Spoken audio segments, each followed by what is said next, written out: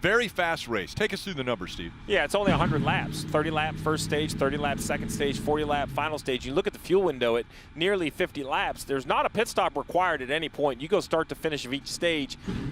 We expect the pit stops to come at the end of the stages. Now, if we get yellows in the middle, somebody may try some different strategies, but this one can get over quickly if we see some green flag racing. Okay. We had just referenced the points, how people stand as we enter this race. Again, 3 to go in the regular season. Riley Herbst, Parker Kligerman separated by just 3 points. Well, yeah, you mentioned it. It's only 3 points, but Sheldon Creed at plus 22. This is the type of race, and Hemrick at plus 28. You have to pay attention. An issue early, you can lose 22 or 28 points very easily. I think Herbst and Kligerman understand they're in the points battle. If you're Hemrick and Creed, don't drag yourself back into it. And if you're Brandon Jones, tonight could be the night that decides if Darlington and Kansas are must-wins, or tonight could be the night that brings Brandon Jones close enough that he can then point his way into the playoffs. All right, how about the guys calling this race and the experience that they have finding victory lane at Daytona? Guys like Dale Earnhardt Jr. and Dale Jarrett. I mean, look at these, all series combined, wins at Daytona. Just between the top 2 Dales, there's 27 wins. Steve, you've been to victory lane here as well with multiple different drivers. 4 Daytona wins you've got credited. I'm telling you, it is a stacked field of announcers for this one. Well, not to mention Brad on the pit box is the owner of the car that won the Daytona 500 this year. So people talk about Daytona, and some people, I think, go too far, and they make it seem like it's a roulette wheel, like your actions don't matter because the draft is an equalizer and because people do have an opportunity. But make no mistake about it, you don't win 17 races here or 10 races here because you just got lucky 17 times. Right. Some drivers seem to know when to make the right moves and at what time. That's really what we talk about when we talk about Austin Hill. That aggression seems to be timed perfectly. And right next to him is Sheldon Creed. Let's listen into his radio, a little pep talk before the green flag. All right, tonight, in survival, we're looking at the big picture. We want to win. We want to get all the points we can, but we got to be smart. I've told him that before he got in the car, remind him. 10-4, good deal. We're on that plan for sure. 10-4, thank you. You heard it there. That's RC, Richard Childress, giving that pep talk to his driver and team. He's seen a lot of success here as well. Owner of that number 3. Made so famous at this racetrack and every racetrack that NASCAR races at. Well, I think that's the challenge. I mean, the challenge is, so if you're Sheldon Creed and you just heard your owner say we want to look at the big picture, well, what does that mean? And it's easy to say, and RC knows as well as anyone, so I'm not putting him on the spot, but if you're his race car driver, his 25-year-old race car driver who has yet to win a race for Richard Childress Racing, while your teammate who's starting next to you has won so many, you know, what is the level of aggression and where do you hide? I know it's a big racetrack, but we've seen wrecks from the front, from the back, from the middle.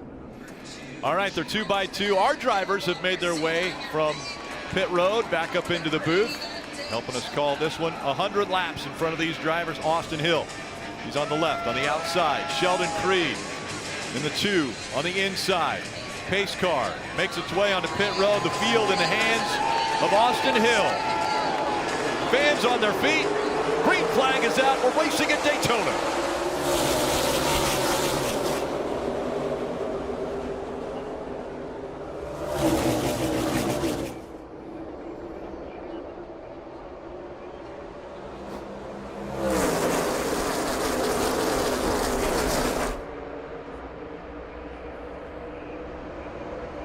It's a good, clean, organized start.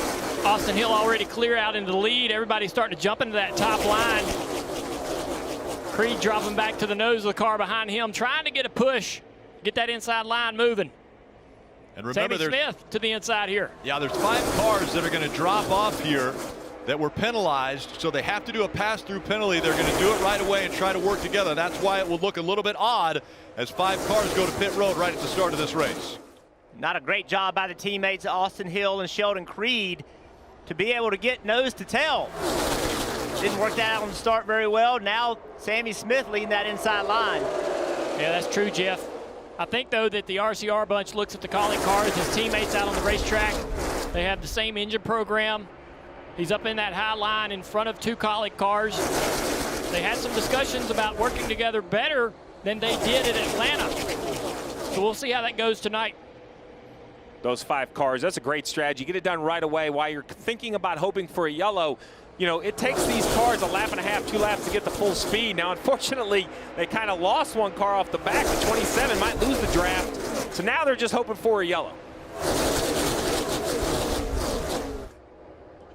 The pack making its way in front of the grandstands once again. Austin Hill in control of this race on the outside. If you're Creed on the inside there, you need to try to do your best to push Sammy Smith. I see Creed moving around a little bit, and that's not going to create much energy for that inside line. You're going to need to try to do your best to try to push that car in front of you. Use whatever you got energy-wise before everybody starts to move to this top. You're going to see more and more cars start bailing on this bottom line if they don't get their act together. Yeah, John Hunter Nemechek in that bright purple car, he was trying to get to the top, gave the bottom up. They put him in the middle, said, hey, you're going to do that, we'll drive underneath you. Now he's trying to fight back on the outside of the 10 car. And what you need to be telling your driver, if you're one of the spotters for these cars on the inside line, find a hole. Everybody's leaving that bottom. You're going to be down there by yourself, and at the back of this draft, car getting really loose back there. Saw a car sideways, white and blue car there. Almost spin around. I think it was Anthony Alfredo in the 11th car. Right along with Austin Hill and the Bennett Transportation on board. That's the view he has out of a mirror, looking back behind him. Man, that was a huge moment for the 78. If you're in this outside line, your job now is to do this. Stay nose to tail. Do not create a hole where one of these cars on the inside can slide up in. See that big gap between the 2 black cars? Can somebody take advantage of that and slide up in it? Sheldon Creed's thinking about it, but now it closes up. The 20, Nemechek finally jumps up in front of Moffitt, the 25 car. There's a gap there in front of him. Somebody might be able to get in. That 10 car trying to do that. Oh, missed a great opportunity right there. Haley in that 10 car didn't decide to do it. Staying with this bottom group. The other thing that's unique about the Xfinity Series, they're not allowed to lock bumpers and push each other around the racetrack. They can bump draft, but they can't lock bumpers to work together. And this is that look at Anthony Alfredo. Watch him in the trial right here. Right there, the car gets sideways, almost turned down across the racetrack. You get a little bit tight through the tri-oval behind people. You put wheel in it, and when the tri-oval flattens out and ends, the car tries to spin out. All that wheel, all of a sudden, the front tires grab and can spin the car out. Sammy Smith leading that inside line. He's side drafting, really hard side drafting right now. Very aggressive this early in the race. He knows that he needs to, because if he starts losing ground, they're going to bail on him. They're going to leave him out there all by himself, so he has to be aggressive. That side draft slows that outside lane down, and that lets the guys behind you catch up to you. Now you're trying to pull away from him, but Chandler Smith trying to stay next to him. Chandler right in the back of the 21.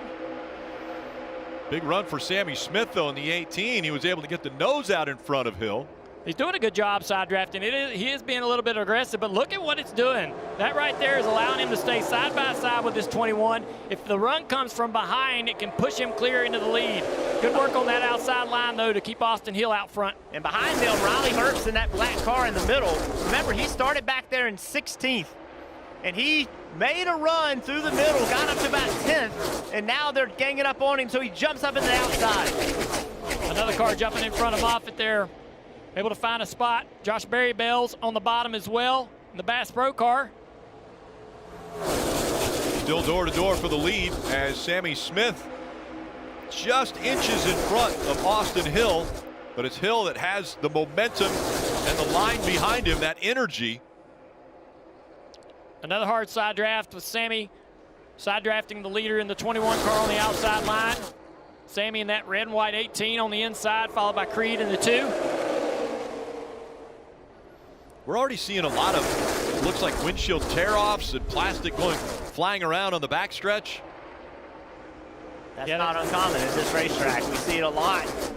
That gets on your grill, you're in big time trouble. That'll make your engine overheat. Yeah, there it comes off of the nose of his car. Usually the one that's most vulnerable to that is the lead car. Marty, what you got on the 98? Well, he's jumped up to the front, as you guys mentioned, and then immediately kind of fell to the back, and he said something is wrong with the steering in the 98 car. You see he's dropped all the way to the back of that pack in the bottom line, and then he told his spotter, Tim Fedewa, something's wrong with this car. It's broken, saying the steering is just not acting right. So, Jeff, what can you do about that behind the wheel this early in the race? Well, I think what he's doing right now is the only thing he can do, kind of back up a little bit, be a little conservative. You know, we're on lap 9 of 30 for this first stage, almost survival mode at this point. I'll be honest, these cars don't look all that comfortable. This track has aged quite a bit over the years since the repave, looking a little bit slicker. And those pushes from Chandler Smith in the 16 on the outside line had that 21 car of Austin Hill. He's got his hands full off into the corner. Now Creed finally able to jump in the outside line with his teammate Austin Hill, leaving Sammy Smith by himself. So the two RCR cars working together on the top now, as Creed's going to get a shove from the 16. Will fill that gap up.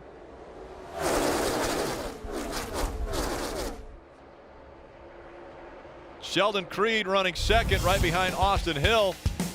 Daniel Hemrick and Trevor Bayne. Look how close this was for Bayne in that 19.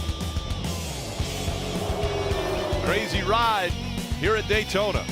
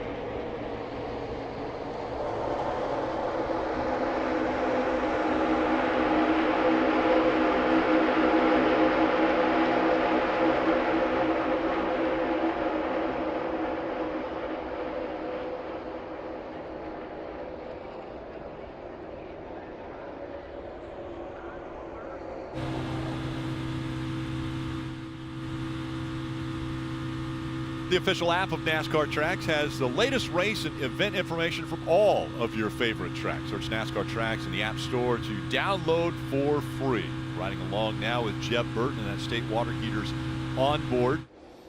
And still up front, it's Austin Hill. Sheldon Creed running in the second spot. Those two teammates nose to tail. The inside line was being led by the 19 Trevor Bayne had worked his way all the way up to 4th, but then without much help back behind him, he's dropped back and now fighting to stay in the top 10. Yeah, now there's only 2 cars in that bottom groove as the 48. Parker Kligerman has jumped into the outside line and left those 2 Toyotas by themselves. Marty, what you got on the 98 car now? So Junior all the way back in 31st. Riley Herbst, who came in just 3 above the cut line, sits. What's going on with the car? Listening on the radio. What it was because I just came from a steering rack car, and now I'm in a steering box car. But the slump on this thing is incredible. Yeah, but is the assist still the same, or is it getting stiffer? So it's not the stiffness, it's the movement in the wheel. My orange stripe is almost 3 o'clock. Yeah, it's in for it. Just bear with me while you can. We're trying to get across here. Something's for sure broken in the front end. This is incredible, man. 3 races ago in this break.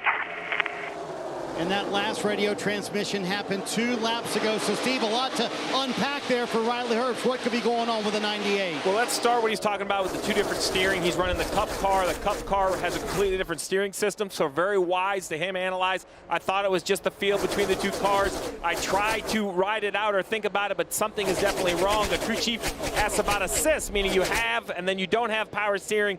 What he's saying right there, though, is the slop, which means you literally turn the wheel a little bit and nothing happens, or you turn the wheel back to the right and nothing happens. So it could be really, unfortunately for the 98, a ton of things. There could be a mechanical issue on the outside, being like the tie rods themselves aren't as tight as they need to be. It could be a failure inside the steering box. The trouble drivers is I could give you a list of 30 potential issues, and I'm not sure you're going to have time to check them all underneath a yellow at the end of the stage. I think if you can just tell me, hey, nothing's broken, right? The shields are in the control arm. There's nothing broken in this car, then I'm just going to have to deal with it. And he's not going to like it. There is something wrong, but will it fail? That's what his concern is right now.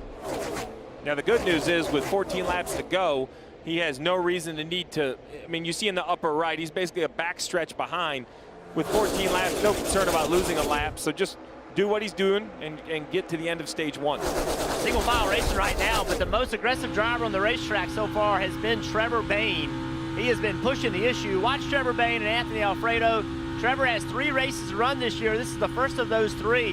He makes a move. Anthony, a little bit of a block, a little bit of contact. Trevor says, I'm not lifting. This is my spot. He actually drove up toward the front, and then they hung him out. He was the only car left on the bottom, and now he's falling all the way back just because of that. But he was pushing the button early.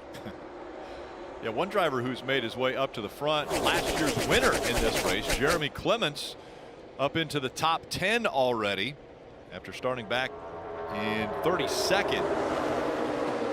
Jeremy Clements, definitely a driver on the move, running 8th right now. Yeah, that's that blue with the white 51 on the roof, right in front of Cole Custer in the 00. Parker Kligerman just behind them in the 48. And Parker Kligerman, we heard at the beginning of the show, Parker Kligerman and the 98 of Riley Herbst, they're going to want to be racing around and making sure they know what the other one is doing. Well, right now, Riley Herbst not having the race that he wanted to start with, and Parker Kligerman running comfortably right now in 10th. And Parker's sitting there with an opportunity to score some stage points here. And we know in the last lap, or maybe even the last 2 laps, this is going to get shuffled up a little bit. And that will present him with a chance to improve that position even more. That's definitely something he wants to do here, Dave. Talked to Parker earlier today about how he managed in the top 10 here. I said, I always want to be going forward. Even when I fall back into the top 10, maybe back where he is right now, he said, I want to make sure that I'm doing things that make me go forward, unless we're all just riding together. So I don't think you'll see him pop out of line, but you see him looking and thinking about what he can do a little bit later. Yeah, Dave, that's the key. Is they are going to make moves, just like Junior said. The question is, when do you make a move? When do you want to turn left? The reason he's not going to do it right now is he debris on the 21 car, the leader. You said it earlier. That's the guy that gets to it first, and it always seems to end up on his nose. We'll have to see if that causes a problem. But for Parker Kligerman, and really all of these guys in this outside lane, is when do you make that move? You're afraid to make it too soon because nobody will go with you. There you go. He's not afraid. Sam Mayer drives to the inside. Problem is there's not any room up there. We're all separated. He was trying to get up there, but Anthony Alfredo filled the hole. Yep, And that's a tough situation. He's going to now go all the way to the back of this line unless he can find a hole. He's probably going to slot right in front of his teammate, Josh Berry, somewhere along that line. When you are in this single file line, the only way to really make a pass is to take one at a time. If you drive down in the corner with a big run to the bottom of turn 3 and you take more than that, you're going to be sitting there out of line and you're going to get trained. If you can just take the one spot that you can get, pull in line, do that lap after lap, one at a time, you'll get yourself toward the front. It's very hard to be that patient, though. Here goes the 48, Parker Klingerman, to the bottom, but he can't find a hole to fill that void. That's just way too early right now, especially after just watching what happened. When Sam Mayer hung a left and nobody went to him with him, that should have been Parker's clue. Do not do this. Dude, it's too early to do it. Now, there are times, Junior, where you drive into especially turn 3 and everybody gets bottled up and you either got to run into the guy in front of you or hang a left. And there are times that you get down here never even intended, but you can see what's happening. He was in position to get points, and now he's going to fall all the way to the back of this line. If you want to make a move on that car in front of you, watch Sam here. Can't really see him. There he is. He's already starting to look to the inside. He's going to try to side draft here and slow down the 78. It doesn't create a big enough hole for him to fall into right there. That's the problem. When you want to make that pass that Sam wants to make, you need to see a little gap in front of that 78 down the back straightaway. So when you do side draft him, it does create that big enough of a hole for your car to fill. If the gap isn't there, you're not going to drag him back and create a big enough hole for your car. That's what happened to Sam. 8 to go in stage 1. Austin Hill has been dominant. 19 of the 22 laps he's been up front. See if he can get there at the end.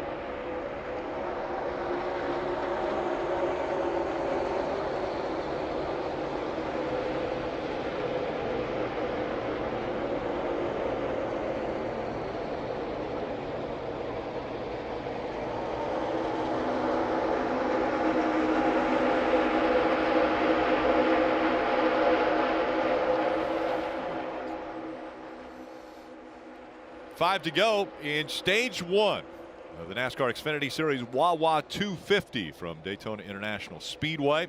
Still up front, it's Austin Hill.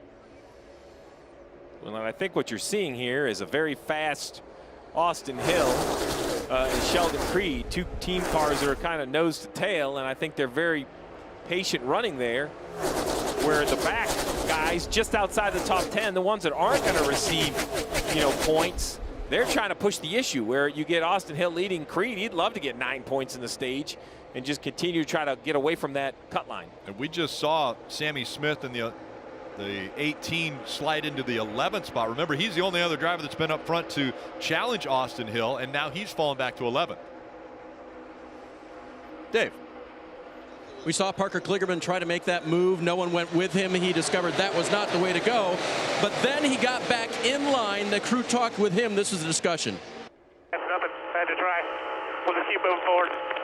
Yeah, all good. 98 has a steering box issue. They are in trouble. We're doing fine. So that was the message. Drivers, I know you'd like to know that, where the guy that you're racing against is in this, and he's been told now that Riley Herbst has an issue. Don't get overexcited. Just do what you've been doing. There's lots of time left. Well, that move Parker made, I disagree. That was not a move he had to make. It was a little bit too early. I understand the logic, but you've got, just like you said, Junior, you've got to manage that gap. Right now, if he's looking at that 07 car, is there somewhere to go? If I drive underneath Yaley in that 07, can I slide up in front of him and take that spot? Currently, there is nowhere to go. He's going to side draft him. No harm here, though. There's not enough people behind him to get by him if it doesn't work. It did work and worked well, but that's the time to try it. If it hadn't worked, there was no loss because nobody could have taken that spot. Under 2 laps to go. The magical line for Kligerman now in 12th. He needs 2 more spots to get a point at the end of the stage. The 5 cars that had to do the pass-through, there was some question of would they be able to stay in the lead lap. It will really be no problem at all. They're still 10 seconds in front of the leaders, so first stage has gone by, but it looked like all 5 will end up in the lead lap. What happens here? That's the question. Does Creed there it is, right help there. Austin Hill? Does the bottom start to form? You're seeing some cars drop down there. Moffitt, Brandon Jones, the 19. That's probably not enough race cars to get anything going. I think if anything happens, it's going to be the Collie cars. If the Collie cars stay in line with RCR, this will finish as is. If the Collie cars get racy, dive down to the bottom, try to take the position away from the 2. Well, let's see how much Sheldon Creed listened to RC. Sheldon's backing up quite a bit. Yeah. Austin Hill's got a pretty good gap. Look here. Here goes the Collie cars to the inside of Creed. Austin's going to stay to the top. Chandler Smith to the bottom. So Austin Hill's going to get a little shove from Sheldon Creed if he can get to his back bumper. And coming to the line, it looks like Austin Hill easily is going to take stage 1. Sheldon Creed, and look at the problem for Herbst. So something did finally break on that 98. The left front tires come apart, ripped the whole left front fender off. So, Jeff, you mentioned it, and Dale both were talking about, hey, is it a steering thing? Could it be camber shims? So something obviously amiss on the 98 that caused the left front tire to go down. Marty. Riley Herbst very upset, and it has to really go back to last week. Remember, they had the engine issue, and then they had the track bar mount break. They had the failure at Watkins Glen. He was very upset on the radio, said, how can we bring a car like this to the racetrack? And obviously mentioned earlier, 3 races to go here in the regular season. Came in +3 above the cut line, but this is going to be not night over, but it's going to be a long night for this 98 team.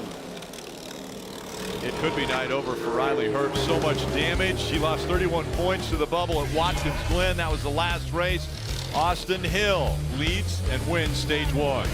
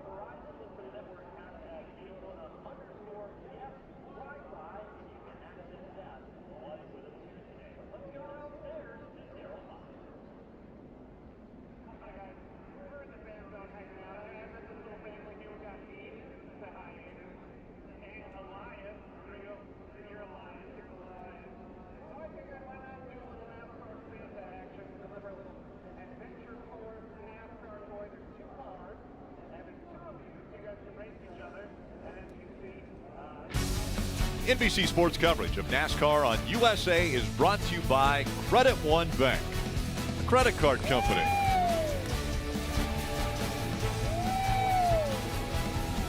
I would say this is the calm before the storm, but the storm is somewhat hit Riley Herbst already. Yeah, so basically, you know, we thought and we had heard that it was a steering box issue. Well, the simple fact is, if the steering box is breaking but everything is tight, the front tires are going to turn together, which is not going to feel good, but it is not going to fail a left front or a right front tire because they're pointing in the same direction relative to one another. Just not comfortable for the driver.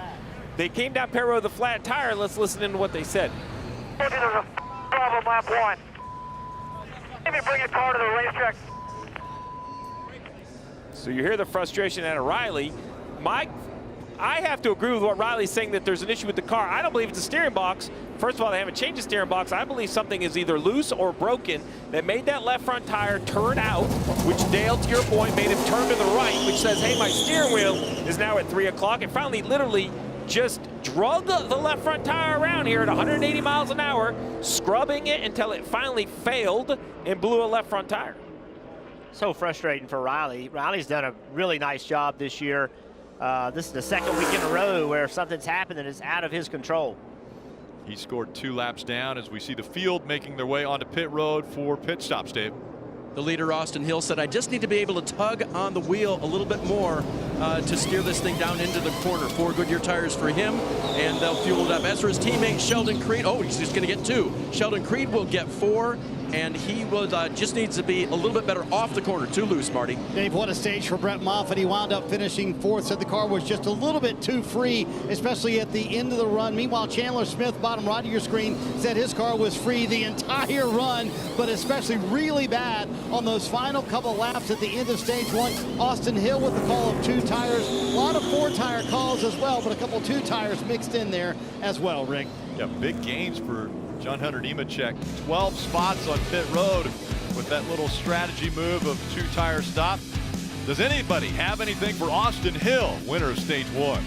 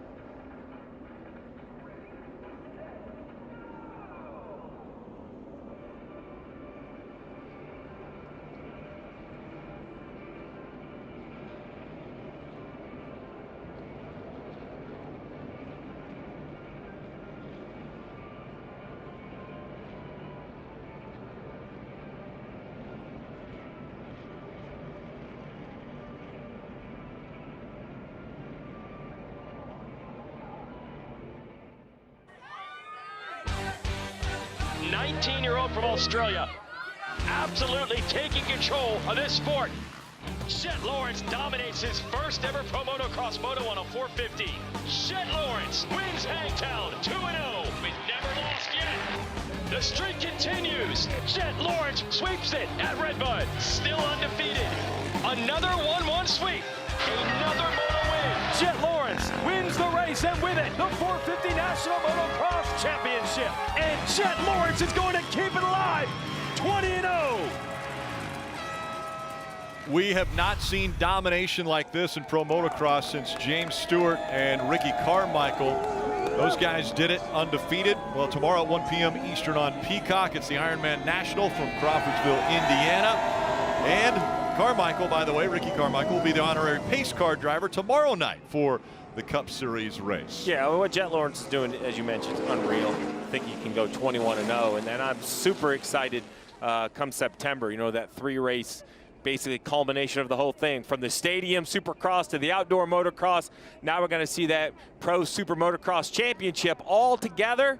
I mean, how could you not think Chet Lawrence is the favorite heading into that? Looking at that as a little bit of a heavyweight battle. All right, we want to go to the Peacock Pit Box. DJ, if we look at this as a 3-round bout between Parker Kligerman and Riley Herbst, did Parker win the first round? Oh, yeah. Yeah, he definitely knocked him down right here. Not saying that he's out yet, but guys, this is a problem. We talk about the pressure of the drivers in this playoff scenario, but how about the crews? Because you get no practice anymore. They had 1 lap of qualifying today. Yeah, 1 lap of qualifying. You got to nut and bolt that car, and it does not appear that that car was nut and bolted. We heard Steve talk about, you get that slop in the steering wheel where it's doing this, and all of a sudden that left front is towing out or towing in, and it looks like it just drug the tire off the car, honestly. Yeah, the bad thing about this is Riley's trying to get into the playoffs. He's trying to race for a championship. We saw last week this team have problems. Yes. Things out of his control. He's doing his part, but he's being let down. Yeah, Rick, I know he feels like that. Riley feels like he's out of this right now, but we know all the crazy stuff that could happen later on. This could work out and not be as bad as he thinks right now. Yeah, the one thing he's got going for him is Parker Kligerman didn't finish in the top 10, so he didn't take advantage of any stage points. We look at who did gain those stage points, from Austin Hill all the way down to Trevor Bayne. Take a listen to Parker Kligerman's radio.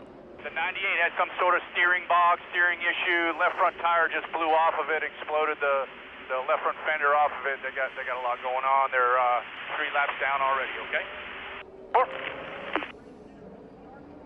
And it's 34 points now that separate those two right at the cut line. Getting ready to start stage 2.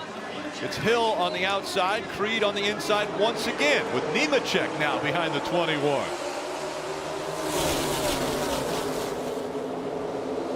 Nemechek and Hill fighting for the regular season title. And we'll see if that 3-car push that we're seeing on the outside will surge that group ahead. Hill's clear of the 2-car, but now here comes Creed back to the inside. I like that idea of staying to the top. Creed is his teammate, but if he jumps down on the inside and that inside line's not organized, the top's going right by you. He's going to stay up there. This is Austin Hill I'm talking about. He's going to stay up there and try to keep those Toyotas behind him. Coming 3 wide back here, the 1-car, Sam Mayer. 3 wide this early in the race. Always kind of makes me nervous. It's the time to do it, though, is when you're all bunched up. If you go 3 wide in the middle, you can get enough people to come with you, and sometimes it can push that line. Once it gets spread out, 3 wide does not work very well, but right now it could. It takes a little bit of the momentum out of the inside line a few rows back, right? You can see it starting to drag that inside line back. Say Water Heater's camera on Jeb Burton's car. Got a Ward Burton paint scheme on this thing. Looks just like Ward's car. Jeb is thrilled to be able to drive this car here, this paint scheme. A lot of movement in that outside line. The Toyota, Sammy Smith going back and forth, trying to push his teammate. Side drafting out of the 2 of Sheldon Creed. Now does the 20 of John Hunter Nemechek. Does he try to pass that 21 and go to the bottom line? He tries to get down there and do it, Rick. Not able to get enough momentum. Great regular season point battle between those 2 guys. Nemechek in that purple car, Austin Hill in the 21 car leading the race. Creed back to the inside here now. The 20 has a good run, but he can't go to the inside just yet with Creed down there. And the other thing that's happening here is that Nemechek keeps looking the outside of Austin Hill. That makes Austin Hill have to block that move. Nemechek's aggressive. You cannot, for a minute, if you're Austin Hill, get relaxed here. You have to be on full offense, meaning be looking at that mirror. Do not let him jump on the outside of you. Sheldon Creed now doesn't have a lot of help behind him as Parker Kligerman's about 2 car lengths back. Austin Hill wants to lead every single lap of this race, and he knows that if he gives up the lead, it'll be tough to get it back. Field's trying to work against him, to be honest with you. They know how tough he is to beat here. If they just allow him to stay out front and control this race, it gets harder and harder the closer we get to the finish to be able to take this lead away from Austin. And you see Austin looking in his rearview mirror. He does that a lot at these racetracks. You see his numbers. Some people just have a knack for it. Just comes naturally. I think it comes naturally to Austin on what he needs to do. He understands how to get in front of the right line at the right time. He's got great trust with his spotter. Good run on the bottom right here. Sheldon Creed leading that inside line. Parker Kligerman right behind him. Nemechek in that purple car lost the back of the 21. That's going to allow Creed to move up and take the lead. Oh, he thinks second about it. Now he's going to stay down here in front of the 48. But the run's coming up top. They're organized. He's going to jump in front of it. He gets there in time, and so he'll get a little help from his teammate now, and it's Creed that's out front at Daytona. Anthony Alfredo in that blue and white car on the bottom. He made it 3 wide. Oh, the 21 got a little loose there, sorry. 21 car getting a little bit of movement, getting a little push from the 20 car. Nemechek, purple 20 car in third in line on the outside. And now his car's going to drive differently. Well, once you lose that lead, it drives completely differently. Well, remember, they were so concerned about losing the lead that they only took 2 tires on the 21 and the 20. And Nemechek, I think that's fine as the leader, but now back here with dirty air out front and a push from behind, those 2 right side tires, the only fresh tires on the car, is going to make it harder to drive. What I see is everybody's cars are hard to drive. These things are a handful. Oh, he got a big crash. Hard hit in the outside wall. Moffitt, Jones. Moffitt in the 25, then Brandon Jones collecting the 38 as they come across the field. You can feel it coming. The cars just look like a handful through turns 3 and 4 that last time by. Everybody's sort of checking up, trying to gather their cars up, and it really got everybody bound up right there in the middle of the pack. Some contact through the tri-oval. There's Connor Mozak in the 24. Extensive damage to the front. Brandon Jones, the hood in front of the windshield. Brandon Jones cannot catch a break. It's just one thing after the other. Alex Gwinnett, we saw him in the 91. Slow on the track. Joe Graff Jr. was in it. Natalie Decker in the 53. At 0. Natalie Decker finished 5th in the Truck Series race. Her best finish. NASCAR, as we see the AMR safety crews getting to all of these drivers. Take another look at what happened. Looked like the 78 of Alfredo came up the track a little bit. Go back and watch it again. A lot of cars moving around. Watch the very bottom of the racetrack. He loses the race car. A little bit of contact. Saw some smoke fly, lost the race car, and then got into the 9, and that just started checking everybody up. Saw Ryan Sieg in the 39 also sliding into the infield.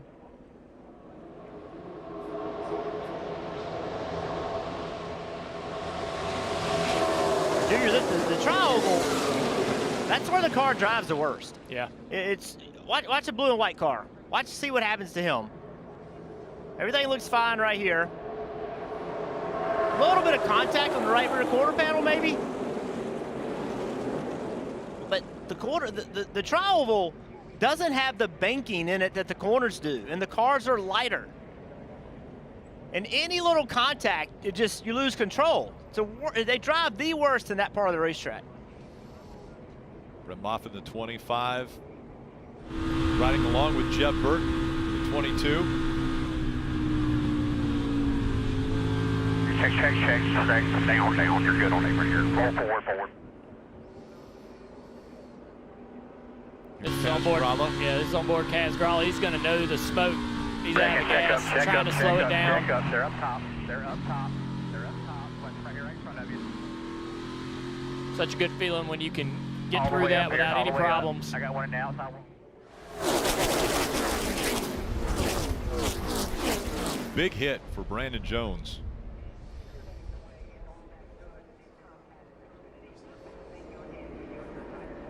Brandon in the 9, that yellow number 9, right in the center. He gets caught up with this. The 78 came up the racetrack a little bit. The 9 came down the racetrack a little bit, contacting the right rear quarter panel, and then off it went.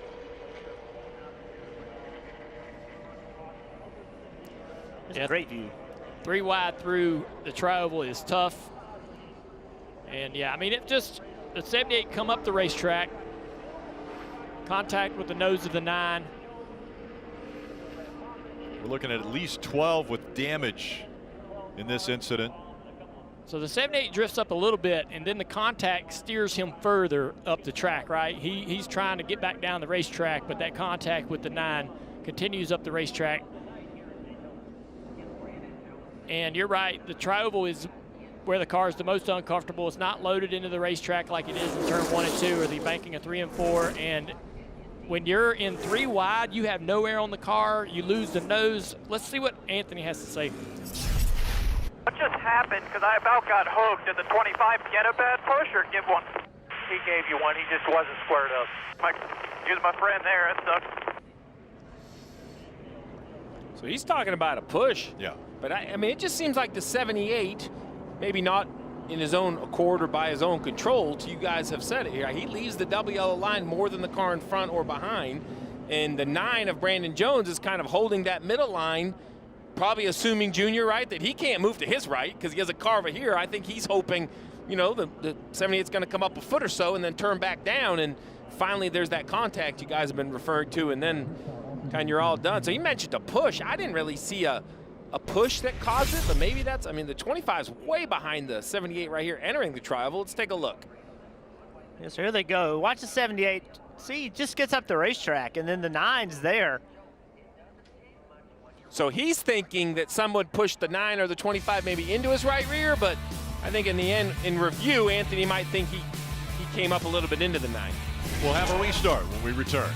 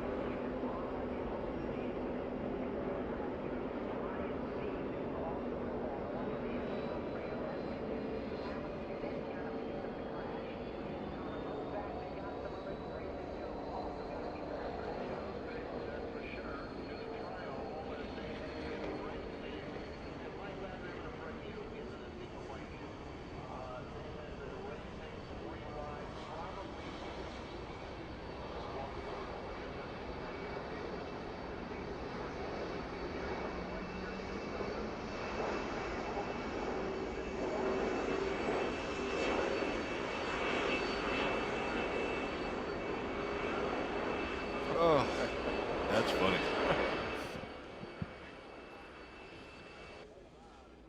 Thursday, September 7th, the NFL season kicks off in Kansas City when the Detroit Lions visit the defending Super Bowl champion Chiefs. It's the NFL season opener, only on NBC and Peacock.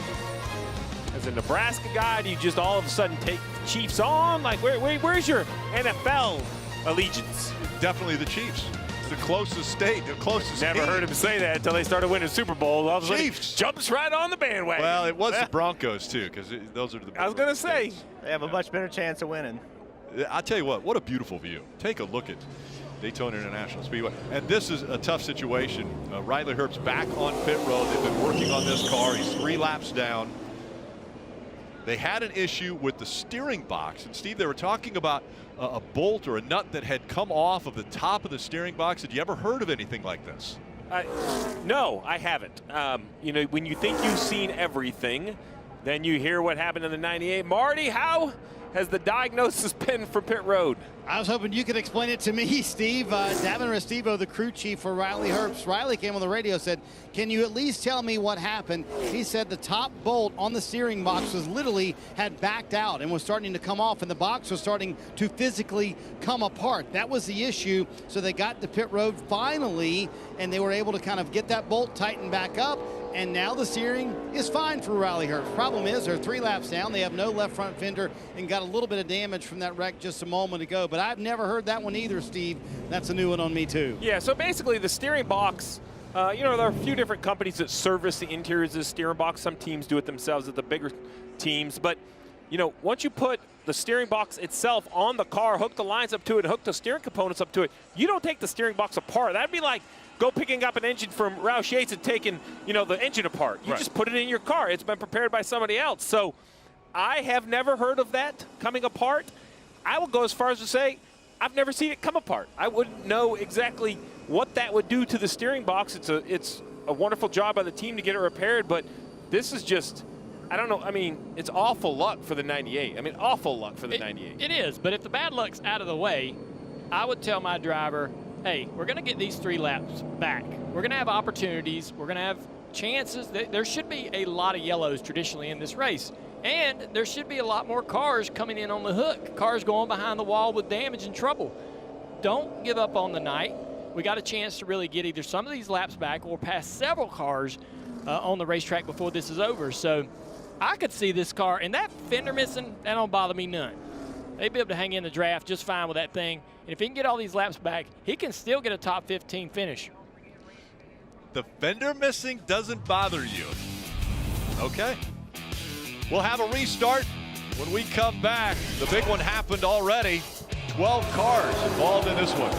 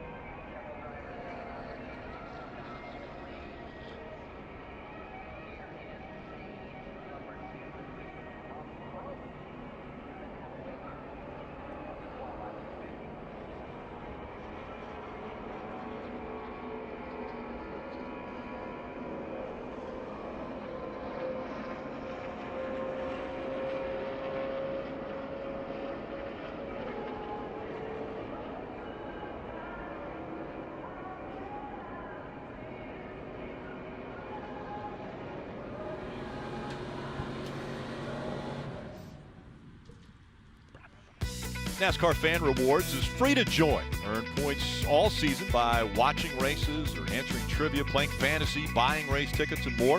You can save your points, trade them in for free tickets, autographed merchandise, there's exclusive NASCAR gear, much, much more. Visit NASCAR.com/fan-rewards. Riding along with Kaz Grala and the Toyota on board as the field's starting to bunch back up again as we get ready for the restart here at Daytona. Let's check in with Sheldon Creed's progress. And Dave. Yep, Rick, and you know before a restart you get a choose, and now that Sheldon is the leader, he'll get first choice. But remember, he's got his teammate back there. He's got a couple other cars. What are they going to do? 21 wants to know what you're thinking on the choose. If you want him with us, or if you want to do the same thing like before. I mean, I'd prefer him with us. I don't want that 20 pushing me. Yeah, 10-4. We just let the 20 and the 18 have it, so we'll see how that goes. By have it, I believe they mean have the bottom, and so we'll see how that works out. Yeah, you want your teammate back there. Nothing against John Hunter Nemechek, but 21 behind the two is a pretty strong pairing. They just went by the choose, and they didn't choose. So. Yeah, we still got one more lap before I believe we get to one to go, and when they come back by, it's going to be halfway into this race. And I know that now this is where it gets interesting as a driver at a race in Daytona. You feel like, hey man, do we need to start going now? Do we need to start picking up the intensity now? It's a very quick race. This 50 laps right here looks like it's went by like that. And so the drivers can tend to pick it up a little bit too soon. There's still a long way to go. I think the intensity continues to the end of this stage, just a few laps left. Well, 19 of 30. Yeah. So not only halfway through, but you're going to drop the green flag with only 9 laps to go in this stage, so that immediately picks the intensity up. Let's hear from one of the drivers who's out of this race after this most recent incident. Standing by with Nate is Connor Mosak. So Connor Mosak's Xfinity debut at Daytona. I know this didn't end the way you wanted to. Take us through what happened in that wreck. Yeah, just saw the replay, so it kind of looked like the 78 might have got loose there off the bottom and got into the 9, and was hoping they were going to go low, and I was just kind of committed to the top there, but obviously they came up in front of me, so kind of unfortunate watching it now. Just felt like I didn't really have anywhere to go. Kind of part of racing here. Just hate it for our guys, hate it for Toyota, Sam Hunt Racing. Our guys work really hard on these cars, and it's been a rough couple weeks for us, but feel good about the rest of the year, so hopefully we can be good at Kansas.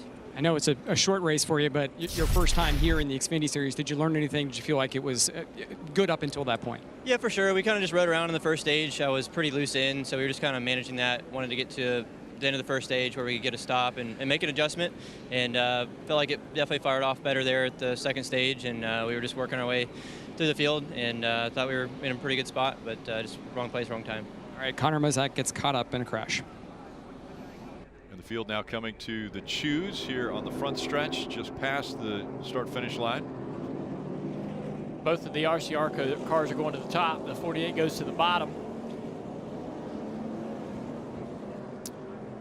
So Parker Kligerman will have John Hunter Nemechek pushing him on the bottom, where Austin Hill and Sheldon Creed, teammates, will work together on top with Sam Mayer there in the 1, also joining that group. And Parker wasn't in a position to be able to get any stage 1 points, but now starting on the front row, Jeff, like you said, 9 laps to go. Be critical for Parker to find a place to be able to manage himself a top 5 or even a top 3 finish, if not winning the stage outright. This will be an incredible opportunity for him with what's going on with Riley Herbst. Well, it's extremely important because you said it earlier, we're probably going to see more wrecks. Well, you could be in that wreck, and right now you haven't made Riley Herbst pay for the mistake they made. Until you go earn points, you haven't done anything. So you gotta go get points in this stage because they just didn't happen in the first one. And I want to remind you, Riley Herbst right now is running 32nd. In front of him is Joey Gase running 31st. Joey Gase is 2 laps down. Riley Herbst is 3 laps down. So even if a caution comes out, he's still not eligible for that free pass. Yeah, and the problem with that is if the caution comes out now, Gase goes 1 lap down, and then he'll go next caution, he'll be the free pass again. So two times in a row, Riley's going to have to wait. Jeff Burton giving us this great view from the State Water Heaters on board. Restarts and getting up to speed here at Daytona. We'll see how the pack deals with this one. It'll be 10 laps to go in stage 2. when they come back to the start line. This time it's Sheldon Creed on the outside and Parker Kligerman on the inside. Through the restart zone.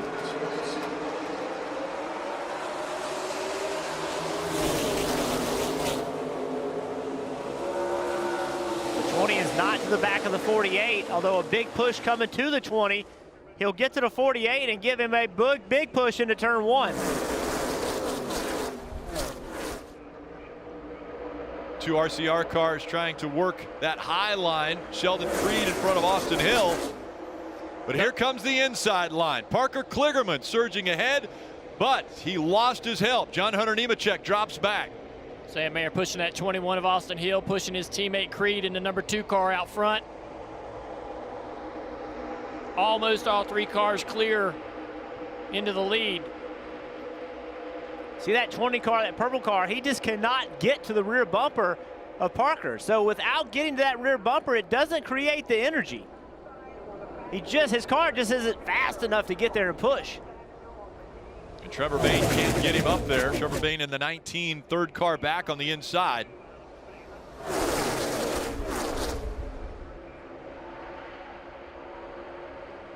Sam Mayer in the 1 car up high there, getting a little bit squirrely. He's backing up on the nose of the 18 behind him.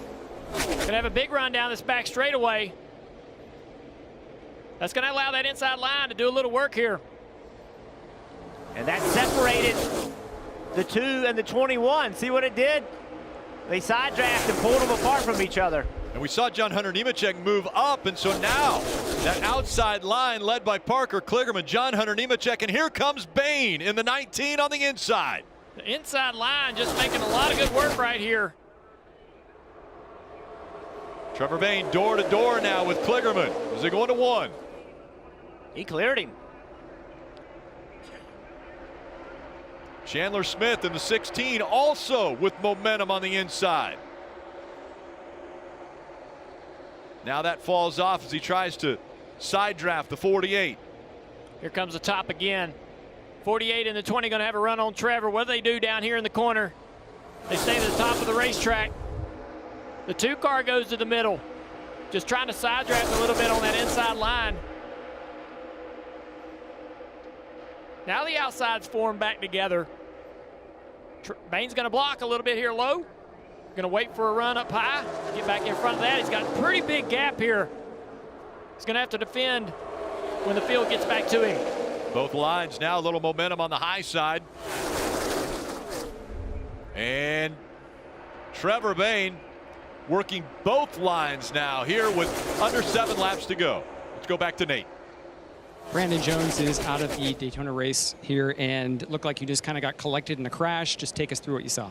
Dang, kind of tough, man. I don't know. I mean, we were all 3 wide, and it was starting to get closed in as we came to that tri-oval. That tri-oval almost narrows up a little bit, and so everybody typically closes up through there some, and we were kind of in the middle, which is not a terrible place to be to surge forward, but I think like once whoever was on the inside of me kind of, I mean, just barely moved up and I barely moved left. I think just the timing of it really just got each other there, but it's been an up and down year for us for sure. You know, I hate it for our partners at Menards. They deserve a lot better finishing than we've gotten, but today's goal was clear. I mean, it was to go try to win the race. We had a phenomenal stage 1, timed it really well to go get that stage point there and to get, you know, a couple up there on 6th. So I wish we could have finished, but it makes these next 2 weekends very clear what the goal is. It's to go win, and these are some of my better tracks coming up, you know, so we got a good shot at it. We're definitely not out of this thing yet, but hers today, man, I wish we could have finished off because that was going to be a good day to capitalize on some good points. 2 more shots at Darlington and Kansas for Brandon Jones and win in the playoffs. Yeah, Nate, he's won at Darlington. He's won twice at Kansas, so those are 2 great tracks for him, but he definitely didn't want his night to end as early as it did here at Daytona.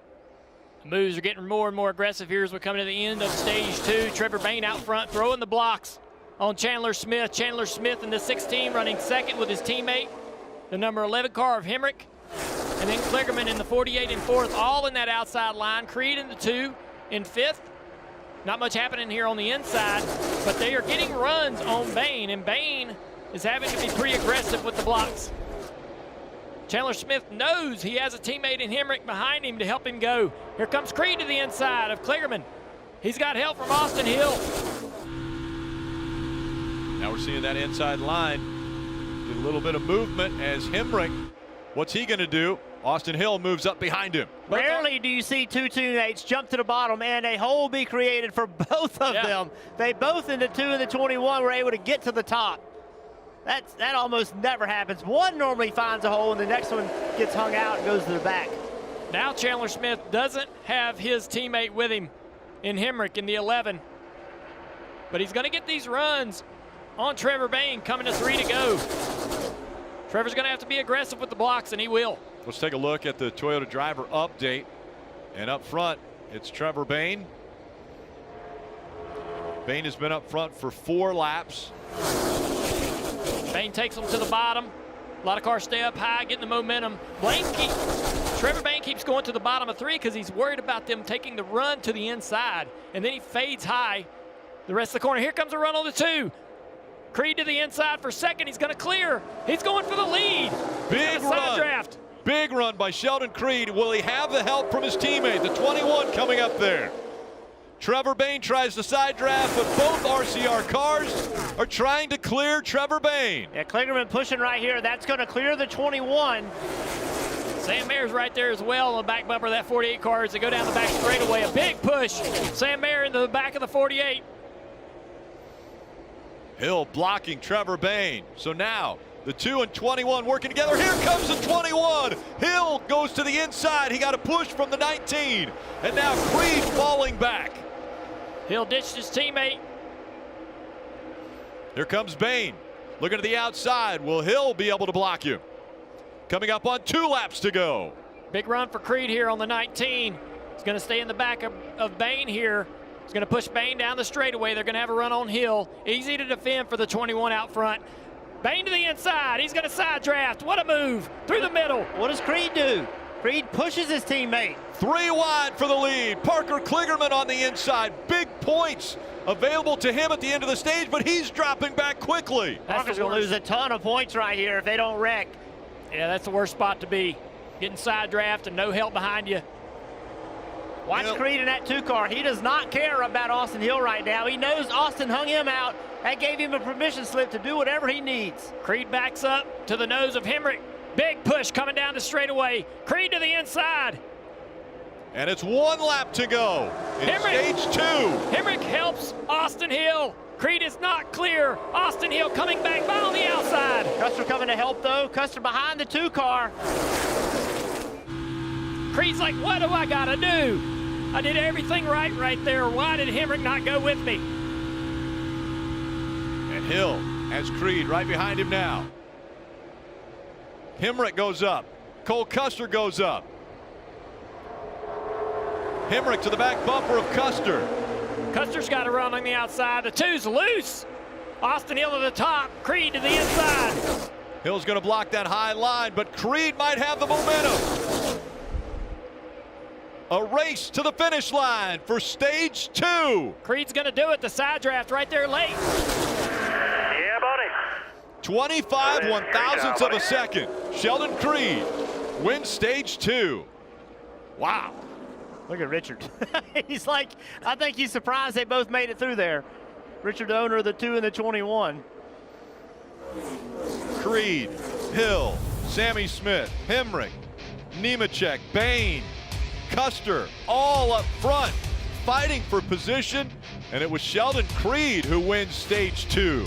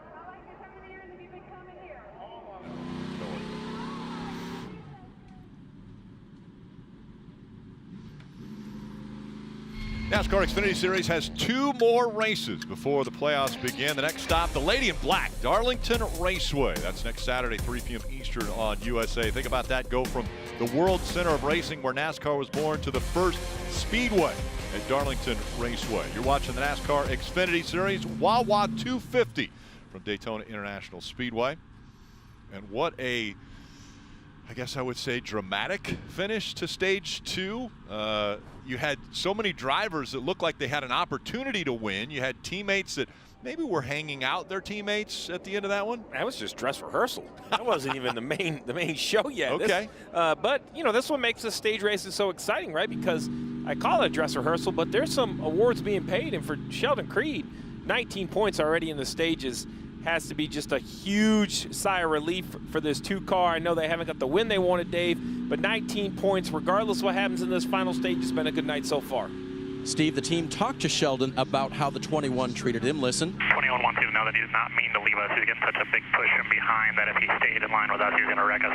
So he had to do something. Yeah, I've gotten a few of those tonight too. It's all good. Sounds like Sheldon understands. It's all good. Too big of a push. Each other. Yeah, too big of a push. I had a couple of those tonight too. So wait a second. Wait. I heard what he said, but you think the tone was like, I'm going to say this, but I don't really believe this? Or do you think that was like... So now you got to listen to the tone? Man, I mean, that sounded like I was like, yeah, I'm going to play nice until I have my chance, and then I'm going to go past. Maybe I'm wrong. Well, that's okay, right, Steve? That's all right. But I think Sheldon's tone was, yeah, I get it. That's happened to me a couple of times tonight already. So the 2 is coming to pit road now with the entire field. Sheldon said, I need to, I'm going to get 2 right side tires, he was told, but he'll have to wait on fuel. 21 was told we're going to plan B. I think that's 2 right sides too, Marty. Cole Custer, bottom left of your screen. They pitted under the last caution. He told Jonathan Toney, we got 3/4 of our problem, which is the car being way too tight. I still need more, still too tight on that run for Cole Custer. A 2-tire stop for the Goodyears there. And Daniel Hemrick, 11 valuable stage points for the 11 team tonight. He said I need a touch more speed, just a little bit too free. The land rush off of pit road. A lot of no tires and 2-tire stops here. So a lot of different strategies coming off pit road, Rick. Yeah, Junior Motorsports went with the no-tire idea, and Sam Mayer gained 8 spots, Allgaier 9, Josh Berry 10. And the 21 of Austin Hill, he isn't taking left side tires off yet. I think those 2 Goodyears are going to go for the whole duration. Yeah, watch for Sam Mayer. Leaves pit, stands in the gas, almost spins that thing out. And that's how close it was. Racing off of pit road. The restart when we come back.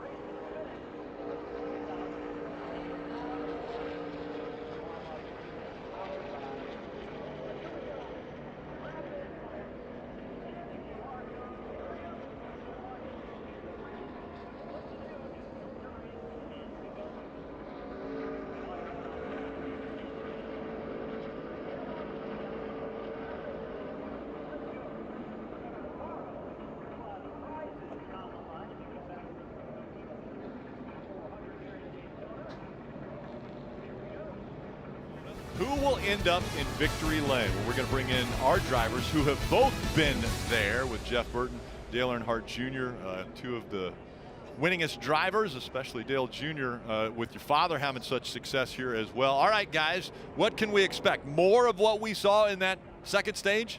Yeah, I mean, the third stage is just going to ramp up the intensity and all the blocks and everything else. And I think we'll see more of the two RCR drivers, Creed and Austin Hill. They're the ones making the moves. They're the ones being aggressive, holding on to the track position. I don't think you're just going to waltz up there and take it away from them late in the race. They're understanding what works, what doesn't work tonight in the draft, and they're learning the most. So I kind of like what I'm seeing out of those two drivers. Yeah, they got really aggressive right there, and they've been aggressive with each other as well. They've taken runs, taken a lead away from each other. You're going to have to be aggressive if you want to win this race, but I want to know what three-time Daytona 500 champion Dale Jarrett thinks. If I want to know how to win the race, I definitely got to get your opinion.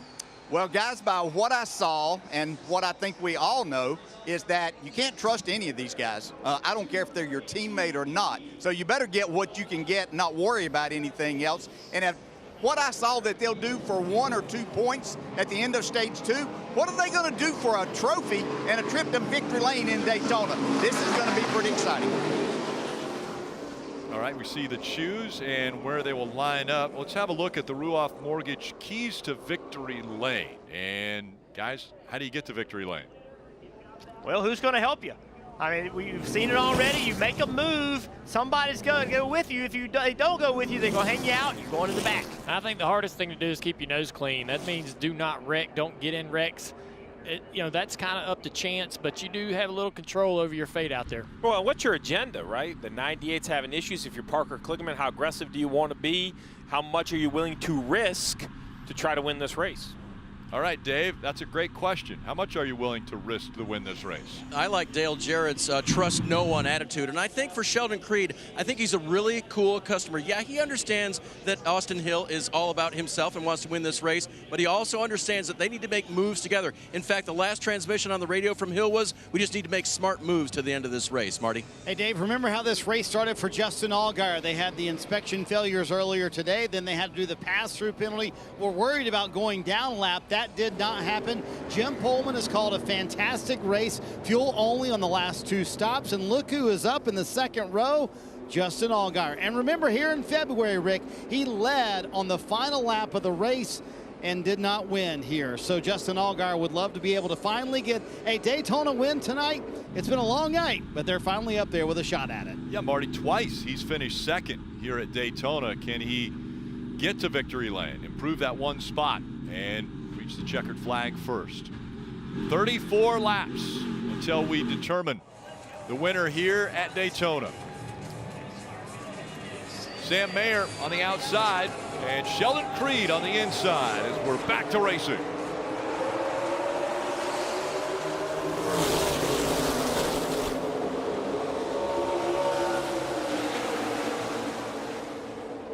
Inside line strong now with Creed getting a shove from Austin Hill.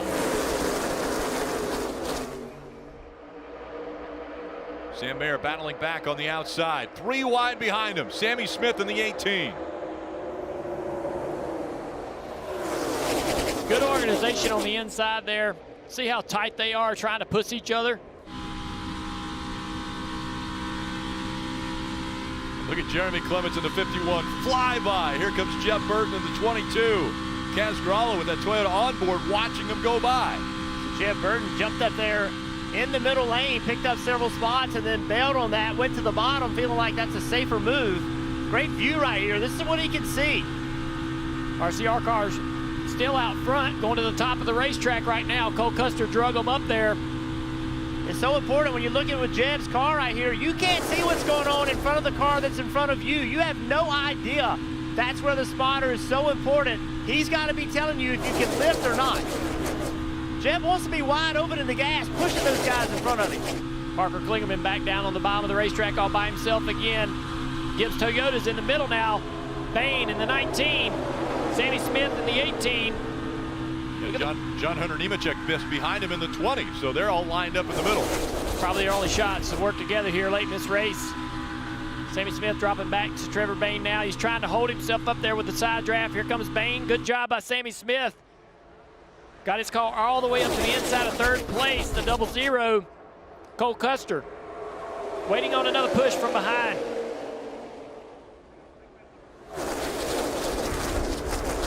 They separate as they go through the turn. Creed and Hill on the high side. Here comes that 18 of Sammy Smith on the inside. We saw Sammy did this in stage 1, do a really good job side drafting aggressively, waiting on his help from behind, side drafting and waiting one at a time, getting up alongside these cars, holding that inside line up toward the front. Doesn't have a lot of help, only 4 cars down there. They're going to have to work hard together to be able to make 4 cars work against all of those cars lined up at the outside line. Sammy's doing it. He's got to have forward momentum on corner entry. See right here what happens on the straight? They drive away from him. If he could get forward momentum, see now he's just breaking even. He's not going forward. Watch him in the corner. He's going to go by these guys in the corner, but there's nowhere to go. It's just simply the shortest way around the racetrack. But this is where it hasn't worked so far. Creed able to stay on his outside, get to that right rear quarter panel. That slows him down. Now he needs push. If he gets a push on corner entry, he can get that momentum and make a pass. But now, see, he's going backwards again. Gets to the corner, he's going to make ground up. Here comes a little bit of help for the 18 on the inside, back even with Creed for the lead. It's all about the timing of it. It's just simply that. For Sammy Smith to take this lead, right there he stays even with him. If he can come up and get a push, if the black car behind him can get there, now he's still broke even with him. Watch what happens when he gets in the corner. A big push to the 2, but again, the shortest way around the racetrack, and now there's help. Trevor Bain's there. That's going to slow down that 2 car. The 18 is clear. Can he take his teammates up to the top of the racetrack? If I'm Sammy Smith, I'm going up high. I'm going to block that top lane. Sammy Smith, the 19-year-old from Iowa, out in front. Began racing go-karts at 8 years old, and now leading at Daytona. That shows you right there about the timing, how everything has to work, and how you have to make it work. Slow the car behind you down at the right time. Get the push at the right time. Austin Hill's going to get in the back of this 2 out of the tri-oval. They'll have a big run on Sammy. Sammy jumps up in front of it. Good job there. Now the 2 to the inside. That's going to easily clear for the lead. And now the teammates have a car in between them. But here comes Trevor Bain in the 19. What you're worried about right now is the outside forming up. Oh, big push. 21 lifted. You saw the fire come out of the exhaust pipes. He had Sammy Smith all but wrecked on the back straightaway. Great job, everybody. And here comes Trevor Bain. Bain to the inside for the lead. Watch this right here. Big push. Sammy Smith, big trouble right there. See the sparks as we ride along. Now they got Sammy Smith in the middle down there at the bottom of the screen. The live action. Still side by side for the lead. Trevor Bain and the 2 of Creed on the outside. Here comes a little momentum on that high side. Creed going to get some help from Hill. They stay side by side here at Daytona.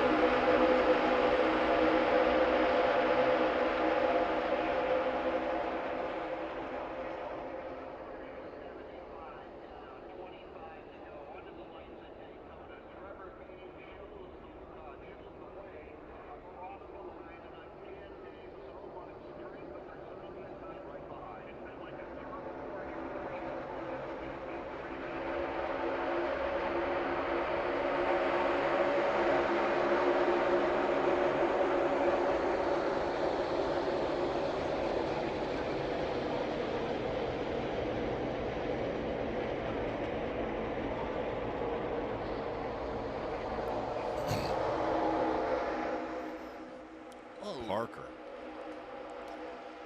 Next Saturday, September 2nd, the Big Ten comes to NBC and Peacock when West Virginia visits Penn State. Premiere of Big Ten, Saturday night. Trevor Bayne out in front now with Parker Kligerman running second on that high line. Sammy Smith in the 18. It's been a wild ride last 2 or 3 laps for Sammy Smith. Sheldon Creed in the 2 on the outside, that 3rd car on the high line. And the 21 of Austin Hill, the 4th car back. The 19, Trevor Bayne. Take a look at how loose he was here. Nemechek just trying to push him to help him. Believe it or not, this did help him. I thought it was going to take him out of the race, but this big push right here, look how loose he got. He still got the lead. This inside line's been doing some good work over the last handful of laps, and it's allowed the Toyotas to get the lead. It's allowed the field to shuffle the RCR cars back outside of the top 3. I would commit to this bottom groove, especially with Trevor Bayne, Sammy Smith, Nemechek, all Joe Gibbs Toyotas in that bottom line. I would just stay down there and keep working together.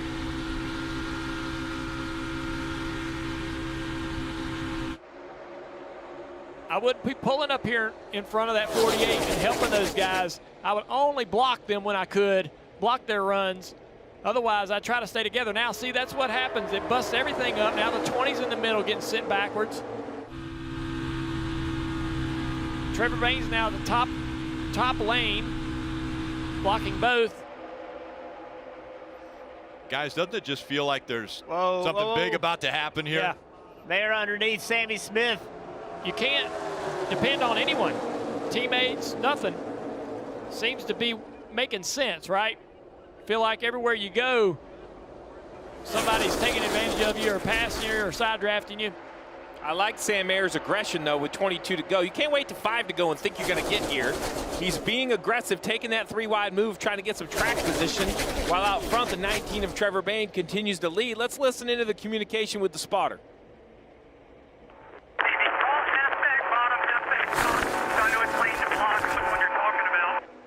First 6 or single file now.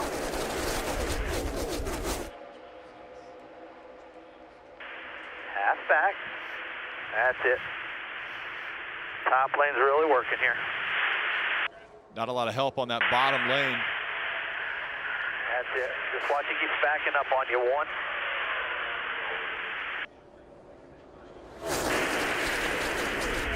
Stay in 1. The 2 backs up right there. He backs away from him. Gap of 1. He's half in here, Mir. Now he's backing up. Watch your gap. Stay in 1. Stay in 1. Stay in 1. All right, 2 comes back to him. Half back. Half on you. 2 has a car right with him. Staying tight. Single file. Starting to get a bottom lane working again. 5 rows back. Think about that. Single file, and he didn't get off the radio button for 2/3 of a lap. Right. Stevie Reeves was the voice we were hearing there, right? Yeah, and you talk about a guy that knows his business. That's a man that has driven the IndyCar in the Indy 500. Like Stevie Reeves knows how to race, veteran on top of the roof. And how about the tone, the delivery? Yeah. He sounds like he's sitting next to Trevor Bayne, just having a discussion. Great move there by Creed in the 2. He had the momentum, drove to the bottom. He took 1 spot away from Parker Kligerman. Realized he wasn't going to be able to try to pass Bayne, jumps back in that top groove, but this allows that inside line a little momentum. Big shove coming from the 1 to the 7 down into turn 3. Trevor Bayne, not enough of a run to be able to get up. There he goes to the bottom of the racetrack, blocking that run Mayer had, back to the top of the racetrack. Trevor Bayne's dancing out there, man. To not have many starts this year, this stuff here comes natural. Daytona 500 winner. Does everything he can to keep this track position. Trevor Bayne is the 6th different driver in the 19 this year. There's been wins by Ty Gibbs and Ryan Truex already in the 19. Bayne out front here at Daytona.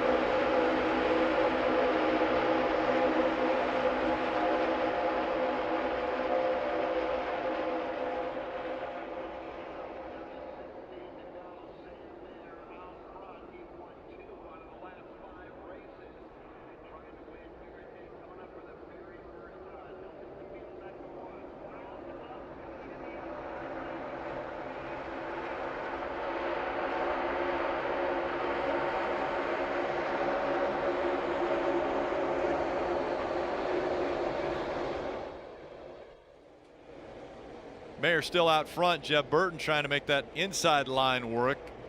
This style of racing continuing tomorrow. Countdown to green at 7 o'clock for the Cup Series. They'll race just after 7:30 as Allgaier goes to the high side for the lead. And again, NASCAR America post-race show streaming on Peacock just after the checkered flag for tomorrow's race.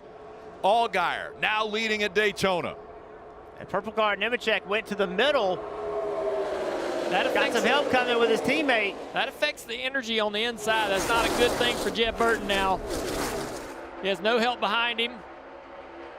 Coming off of turn 2, he'll be on the bottom and likely lose more positions.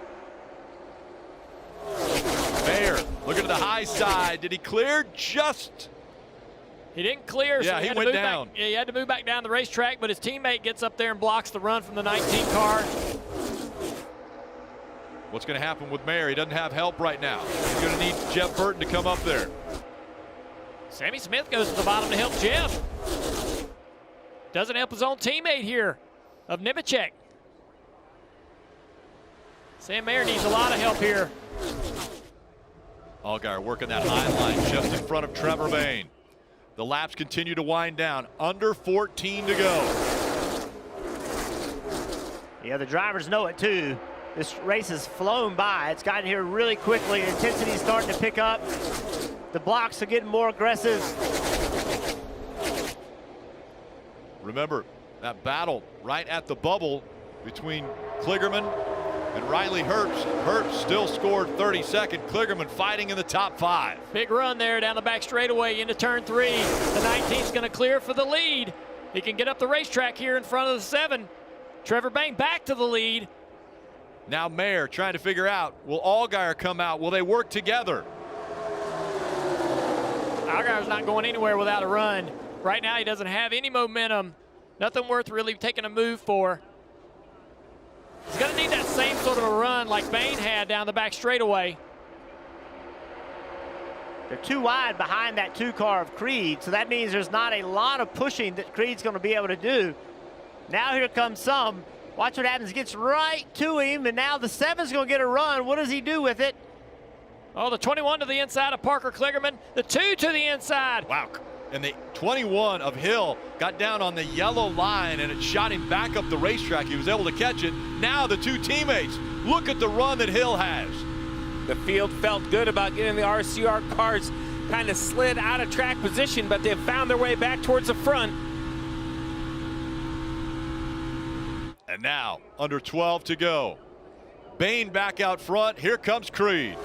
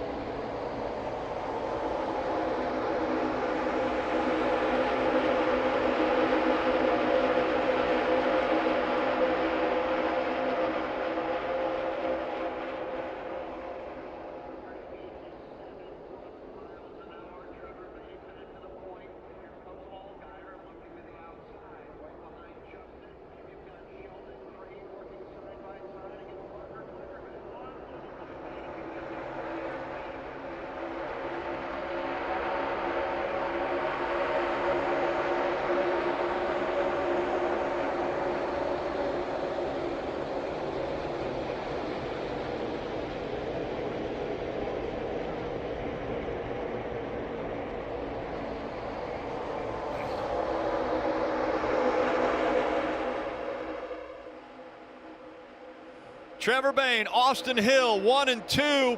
Coming up on 8 laps to go. Jeb Burton's not going to be able to save it. He slides sideways in front of about 18 cars. They're sliding behind him. The caution comes out. A little bit of contact there behind. We thought it was just a one-car single spin, but it looks like we have a couple cars caught up in this. 43 of Ryan Ellis and the 44 car, Cesar Baccarella. The 10 car also, Justin Haley got in this. Looked like Jeb got loose off of 4.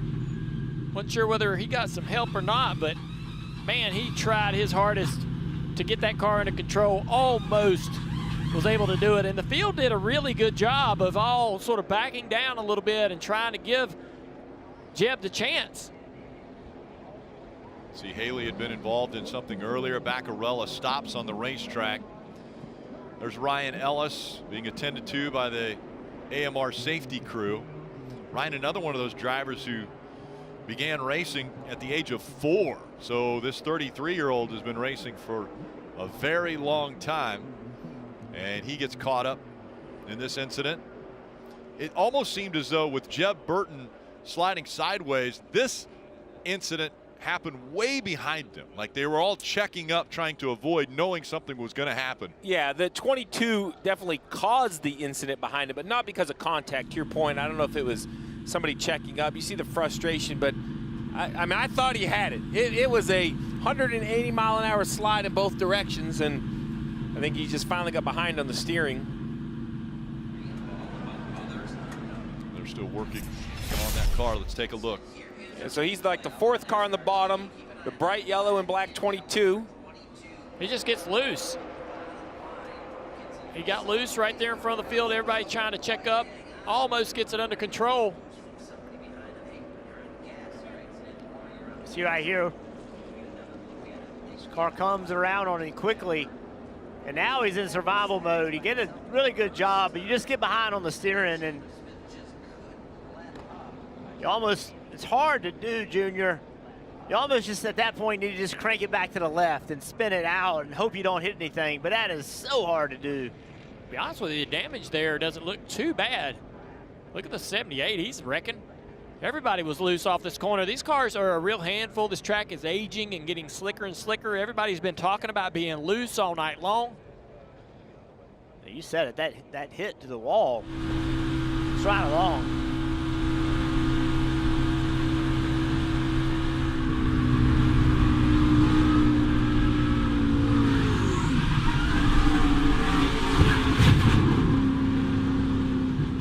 With the slower steering boxes they run here at the Speedway, this is some heavy-duty work. I mean, this is hand-over-hand corrections. And you mentioned it, Dale, not a lot of damage. Trying to look up at the top of the screen, I was trying to see what they right here behind him. It should be it right here. Oh, yeah. Yeah, the 10 checked up. Oh, nasty shot to the inside wall right there for Ryan Ellis. Watch what happens right here. Aerodynamically, as soon as he got next to the 2 car, that's when you could actually hear him get loose. Get next to the car, it takes air off the spoiler, takes side force away from the car. You're already compromised here because you want the car to be slippery through the air. You don't want to make downforce. Already a little bit loose. Get there and around the car goes. See, right there, it immediately came around on him. He wasn't expecting it. We were riding along. He was wide open in the gas. He had no indication that he was going to be loose. A big hit right there for Ryan Ellis. Hits that inside wall.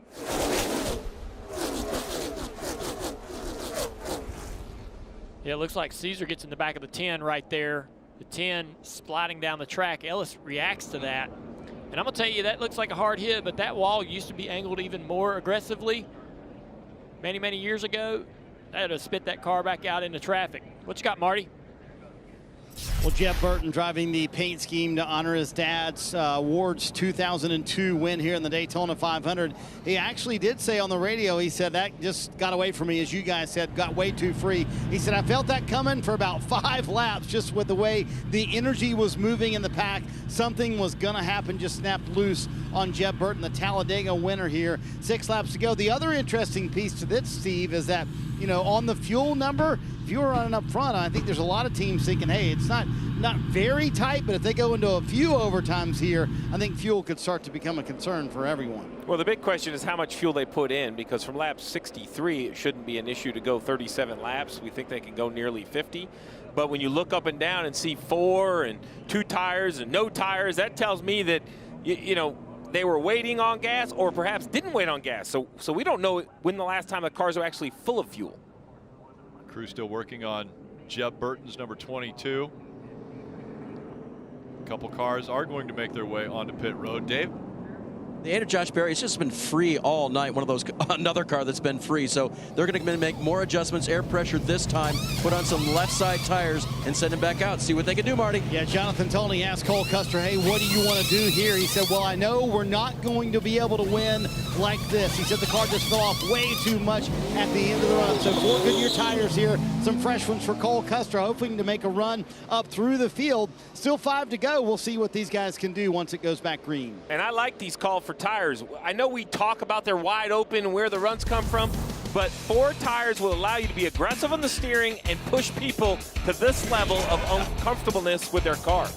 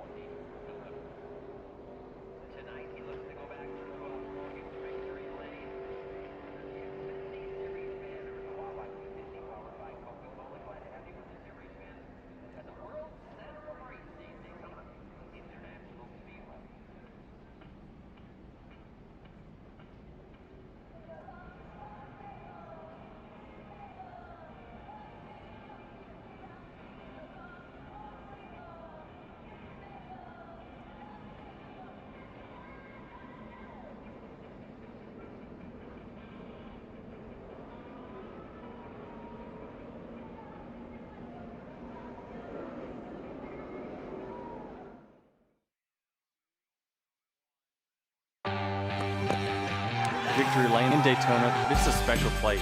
Thank you, Jesus, baby! Yes! That's the best Victory Lane feeling, is being in Daytona. Woo! Way to get it done, boys. Way to get it done. Daytona 500! Holy crap! It's Austin Dillon who wins at Daytona. Ricky Stenhouse Jr. has won the Daytona 500. Let's go, boys! Woo! Saying special is an understatement. And tomorrow, the Cup Series back on the high banks here at Daytona. Countdown to green kicks us off at 7 o'clock on NBC and Peacock. And racing just after 7:30. Of course, NASCAR American Post Race on Peacock just after the checkered flag wave. And it's the final race of the regular season. There's only one spot left in the playoffs. Right now, Bubba Wallace holds it based on points, but there are 17 drivers that can win at Daytona and take that last spot. 32 points is a decent gap, but anything can happen at Daytona. An early issue for Bubba Wallace could put Ty Gibbs in a position to make up those points, but let's not forget Bubba is a very good restrictor plate driver, and it's going to be, I think he could be one of the drivers that could win. All right, let's bring in the Peacock pit box, and we'll start right now with KP. All right, tomorrow's race, a lot on the line for so many drivers to make the playoffs. Listen, I'm watching this race. We're getting blasted here by these jet drivers. I feel like I'm in a dirt track somewhere. But I am going to say this. All you got to know is tomorrow is the final race of the regular season, and there's one spot on the line. If you think this is intense, wait till tomorrow. No doubt. Yeah, exactly. Brad, your driver's been in this situation before with Ricky Stenhouse. Fortunately for y'all, he took care of that early on with the Daytona 500 win. I saw you smiling a while ago when they were showing that once again. But what's it like as a pressure from a car owner in a situation like this tomorrow night? Yeah. So we go into tomorrow, and this is like you said, he loves this type of racing. So when I talked to Ricky today, he's like, man, we're going to go and try to win. We need to get points. Let's start working on firming up our positions when we get into the playoffs. That's what we want to do. That's what we're going to try to accomplish, to win a championship. Who knows? So we're going to this thing to try to win tomorrow night, to get as many points as we can to work towards winning a championship. Yeah, sounds like everybody wants to win. That's tomorrow. We have got 2 laps of racing to go here for the Xfinity Series. Yeah, so what's the goal right now? If you're the 19 car of Trevor Bayne, he has been the most aggressive blocker in this entire race. But right now, his goal is to get that 21 car to lock bumpers and push. Don't push too much. If you lock bumpers past turn 2, they're going to penalize you on this restart. But get all the push you can right here. Trevor Bayne and Allgaier making up row 1. Right behind him, Parker Kligerman. The moments I've been waiting for 10 months.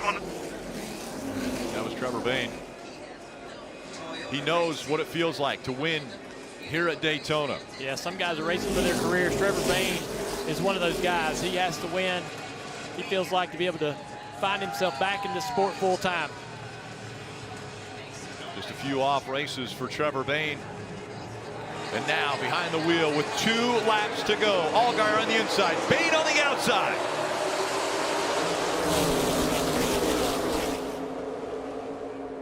A clean restart. Hill goes up. He blocks the 19. They catch the 2, and the 1 goes around. The 19 of Bayne sliding to the inside. Caution has come out. We see the 22 of Jeff Burton also involved.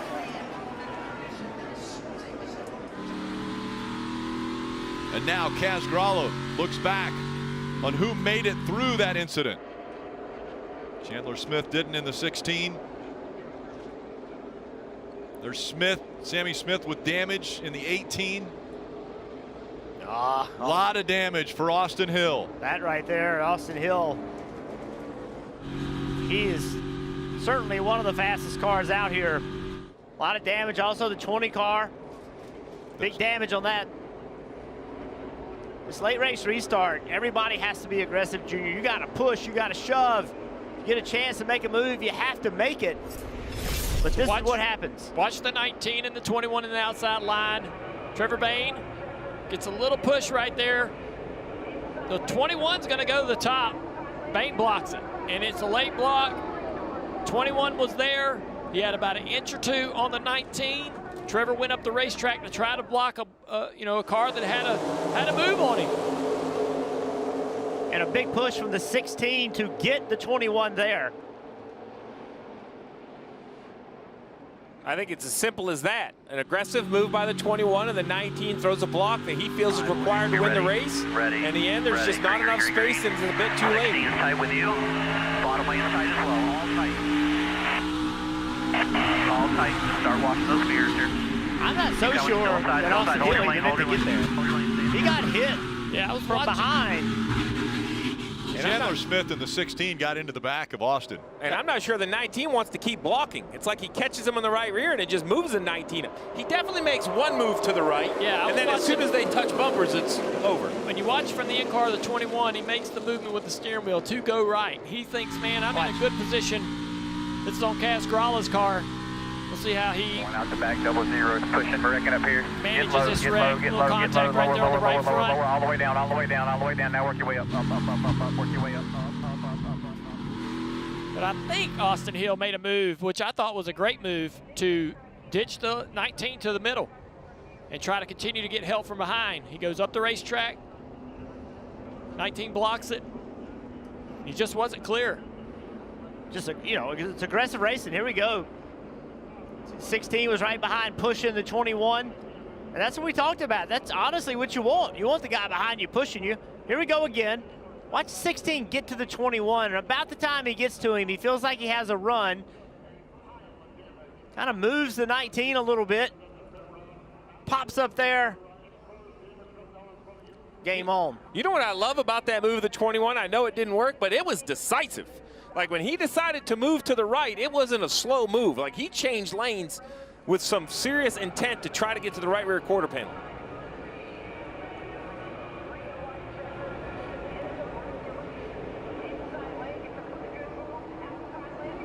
It's good, just hard racing. It's, you come here to Daytona, Talladega, and you have to be willing to block. You have to be willing to make these moves if you're going to win. Dave. Rick mentioned earlier, just 19 years old, Sammy Smith, and this is just his 24th start. So all night long, there's been a lot of coaching on the radio trying to get him to do the right things. In fact, even one time he said, I'm going to do this, or I can do what you guys want me to do. So Sammy's been learning all night, just couldn't avoid that one. Heavy damage on the left front. See Chandler Smith, the left front, tearing up the fender as he's trying to get back to pit road. Listen into the radio of the 19. I knew he was going to do it, but what a... He pulled out. It wiggled you. He hit you as he pulled out. Yeah, I mean, he was locked on my bumper when he turned out of line. Yeah, so what he's saying is he's locked on the bumper, so when he turns, it turns the 19 car. He's saying, look, I didn't try to block him. It's just he's locked on my bumper, and when he makes that move, his front bumper drags his rear bumper, the 19 car's rear bumper. Yeah, so that's what he's saying. Like, he didn't make that move to block. It's he got put in that situation. But if that's the case, wouldn't he have turned left? Well, I mean, if he was bringing that rear bumper, it would have sent him left, wouldn't it? So what happened is when the 21 goes to the right, it turns the 19 sideways to the left, and he's correcting to the right against that. Yeah. And it's just a little contact with the corners. Same thing we sort of saw in the tri-oval earlier in the race with the 9 and the 78. It takes very little to get these cars out of control. They hook the bumpers right here. Neither one of them can sort this out at that point, and it's just mass chaos. Yeah, by that radio of the 19, it doesn't sound like he was thinking, hey, I was going to block him. It was, hey, my car was driving me that way, right? Like, we're seeing it in slow motion. He had to make a split-second decision, and it seems like he's confident in saying, I didn't mean to go and block. It was just the contact of our bumpers had my wheel turned to the right. You mentioned that sticky stuff on the rear bumpers, but here we are, 100 laps into the race. These bumpers have been beat and banged. They're nowhere near as smooth as they were 2 hours ago. So when you move left to right, they kind of grab a little bit like sandpaper, and that can steer the car much easier than it would have earlier in the race. And after all of that, there were two cars out front that were able to scoot ahead, Allgaier and Kligerman. Let's hear from Parker Kligerman's crew chief, Patrick Donahue, is with Nate.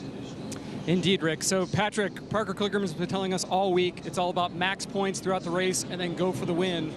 Here he is. He's second for this overtime restart. He's exactly where he wants to be. What's the plan here for the final restart, and how do you think Parker's driven? Parker's done great. I mean, the Spike Coolers car has been up front all night, and we've been aggressive on pit road. Guys did great. We got a fast car, and he's been learning, and that took out a lot of great cars. So we're gonna hopefully start on the front row. We were able to get the lead the last time we started up there, and hopefully tonight's our night. I think we're gonna have some vodka in victory lane. So we'll see. All right, Parker Kligerman trying to bring it home. Nate, let's chat with Jim Pullman, the crew chief for Justin Allgaier. Man, when you and I were talking earlier this afternoon, did you dream you'd be in this spot in an overtime position? Well, sure. I mean, we hoped we were going to get back up there, Yeah, it's been a difficult night not getting any stage points, and we put ourselves behind the 8-ball early. That's been a struggle, but yeah, he's done a really good job, him and Eddie, going through there and methodically picking them off and getting us in the right spot there. So. I've heard you mention fuel to Justin twice. I've heard Eddie DeHaan tell him max save here under caution. Is there a concern on fuel? No, not a concern. It's just a pickup. We made a mistake at Atlanta. We didn't keep the pickup full. and it cost us a late race, really good finish. So we're in the same situation here. We can definitely go the distance. We're good for a couple overtimes. It's just not stumbling on the restart. There you go. Jim Pullman has done a terrific job. Remember, they had that pass-through penalty on lap 1 of the race. Justin Allgaier in a spot to get his first ever Daytona win, Rick. What do you think about this? Allgaier choosing the inside line. Well, I mean, the inside's been pretty good tonight. It's not been a bad way to go, and I think, you know, he's got a very, very fast car behind him, the number 2. But look at some of the names there in that top 10. Anthony Alfredo, Jeffrey Earnhardt, Golding. Yeah, Parker Retzlaff. There's some people that, you know, traditionally come into these races. This is their opportunity to get those runs, to get those good finishes. Well, look at the stats. Pretty easy. Allgaier and Custer, they've won races in the top 20 on the left side. You see the pylon, all those names you mentioned. It's unbelievable. Dave. And remember, Retzlaff in the 31 car, he was one of those cars that had to go to the rear at the start of the race, had to do a pass-through just after the green flag. So he told me earlier today, I love all speedways, but I love the super speedways, and I just hope I can bring it home in one piece. Right now, he's in one piece and in the top 10. Listen in to 48 radio here. You can do this, okay? You're the man. We've been here before. You got the lead, okay? More, buddy. Do it. See the 7 on the flat. I like that pep talk on the 48 between crew chief and driver. And the 7, you heard the crew chief mention about the stumbles. So what he's doing right now is making sure the fuel cell pickup is full of fuel. There's no air in the fuel line. So when he goes to max fuel consumption, wide open throttle, the car will accelerate cleanly. And I like the bottom because with the double yellow line to your left, if you're Allgaier, you kind of force the 2 and the 31 to push you. Versus the 48, he's going to have to be looking to his right to make sure the 11 doesn't get there. Yeah, we saw how vulnerable the lead car on the outside was on the last restart. Good point. Pick that bottom. Plus on the bottom, you can tell the 2 when you're going. No one else will be able to see that. Plus you got the 2 behind you. That's probably the fastest car left on the track. It's overtime presented by Credit One Bank. Back into the gas they go. 2 laps remaining.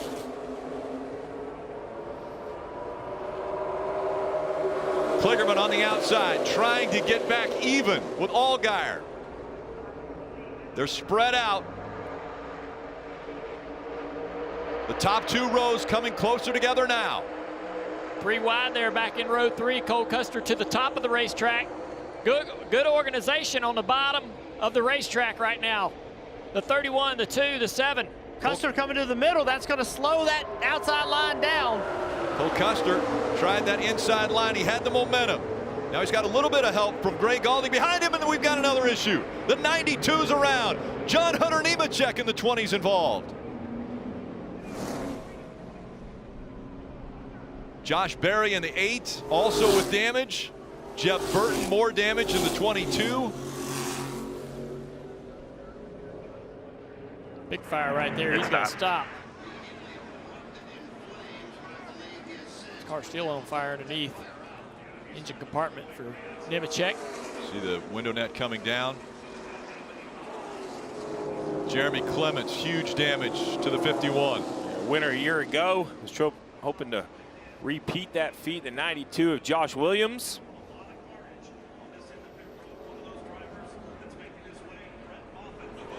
See Perkins in the 02. Also quite a bit of damage. There's John Hunter Nemechek out of the 20. A lot more drivers headed to the infield care center. And that goes back to that, fuel concern for the 7. They didn't burn a lot under green. They barely, they run about a half a lap probably at wide open throttle, but even under yellow, burning a little bit of gas. Let's take a look at what happened. So right there, we know the 8 cars in it, in the middle of the screen right there. Oh, the 02 Perkins gets down the racetrack into the right rear of the 92. Just getting a shove that turned him left into the 92. Brett Moffitt involved in the 25. A lot of pushing and shoving right here. And, cars aren't driving. When you get pushed like that, the cars don't drive straight. And they're just banging into each other. And eventually they just run out of. Look at that right there. Cars all the way in the air. Looked like Jordan Anderson, the 27, is back there pushing Perkins and just got Perkins out of shape. Jordan Anderson, remember, ran that truck race last year at Talladega. Big fire, he got burned.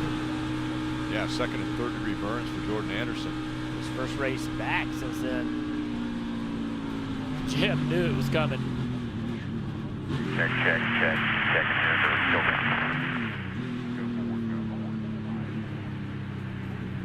That hit for the 92 you pointed out, that thing was way up in the air. Good work by the safety devices to keep that car back on the ground. You're going to see it right here as they all turn sideways. The white and blue car. There's the contact. You know, it looks harmless from this angle. From the other angle, though, we saw just how much air there was underneath that car. Yeah, all 4 tires off the ground for Josh Williams in the 92. Cole Custer made that big move to the middle on those fresher tires. To your point, Jeff, about being pushed, the cars dance all around. I'm not sure how much more grip newer tires get you, but definitely got to help. Yeah, that wreck started 3 rows ahead, you know. Just guys pushing each other, knocked people out of line, and just an accordion effect. Couldn't get slowed down, and these guys got swept up in it. That's where it started. Close to top speed as they were going into turn 3. The caution comes out. We'll try a second overtime when we return to Daytona. Allgaier out in front. Kligerman running second.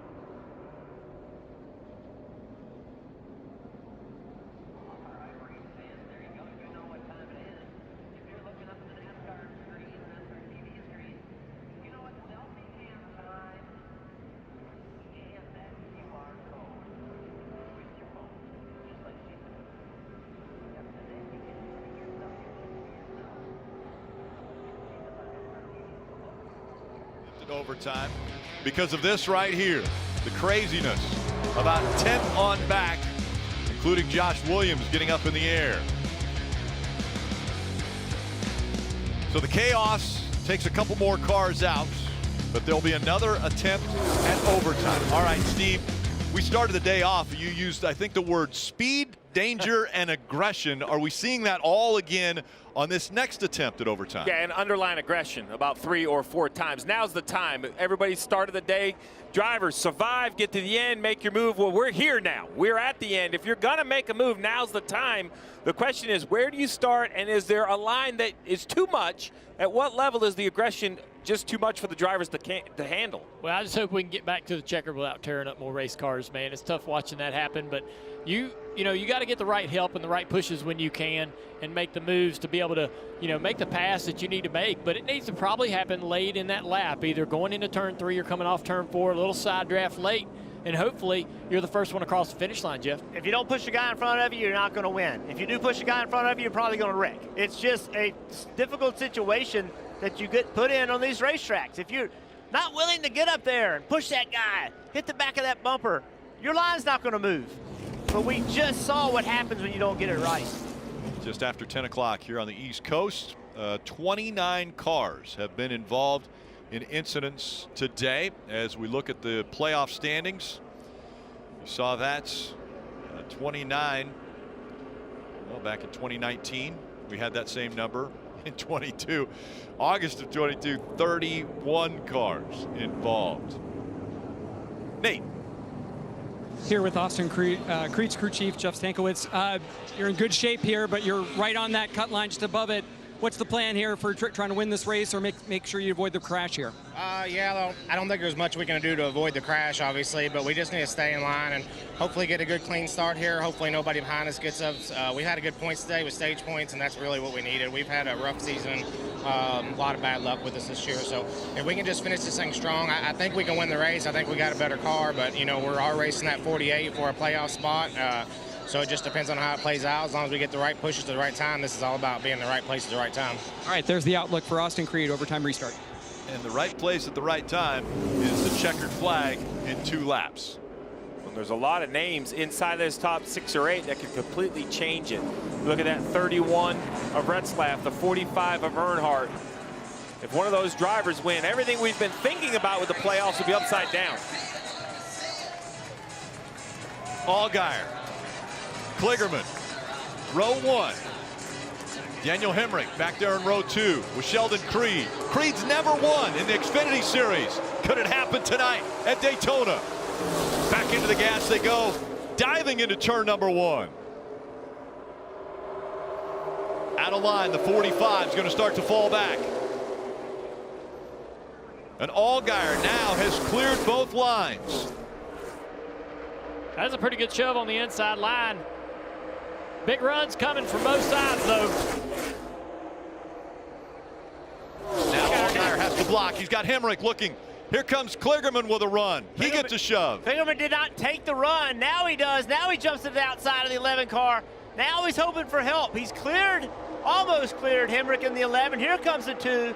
That will give him big momentum coming to the 7. Big run from the 48 here. What does he do with it? He stays behind the 7, and they spin behind. The 26 goes around. So Kaz Grala sliding, but they stay green. He's on pit road. I think they can keep coming. Side by side for second. Sparks coming out of the 7. As he goes through turn 1, is there an issue? Up the racetrack he goes to block the 48, now back down to block the 2. Allgaier, a car length and a half in front. Everybody's down in that bottom lane. Good pushes coming on the bottom here. The 11 and the 2, big run. Creed, what's he gonna do with it? He looked high. Now he's side by side for the lead. Sheldon Creed, a half a car length ahead. Could this be the night? Here comes Allgaier. He's got momentum. They're side by side. Allgaier at the line. He'll win at Daytona.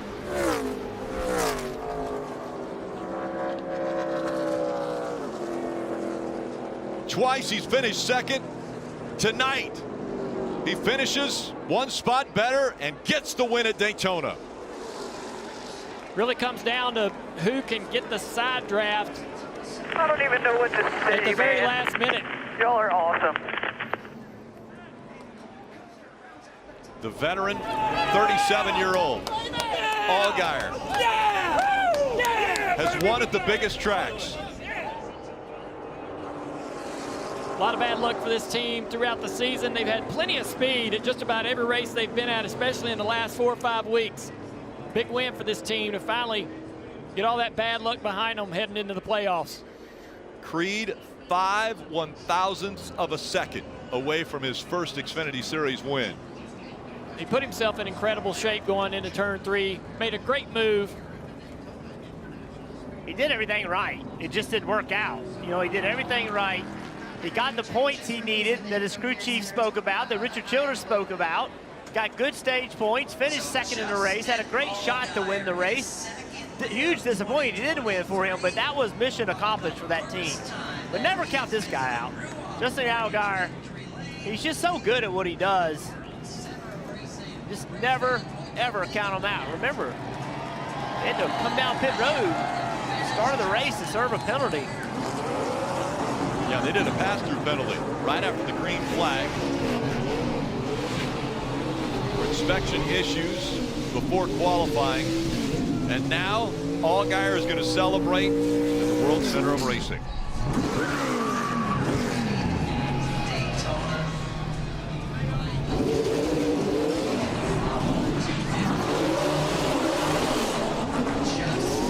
The 37-year-old, a veteran of the Xfinity Series. And this is his first win on a drafting track. 46 starts.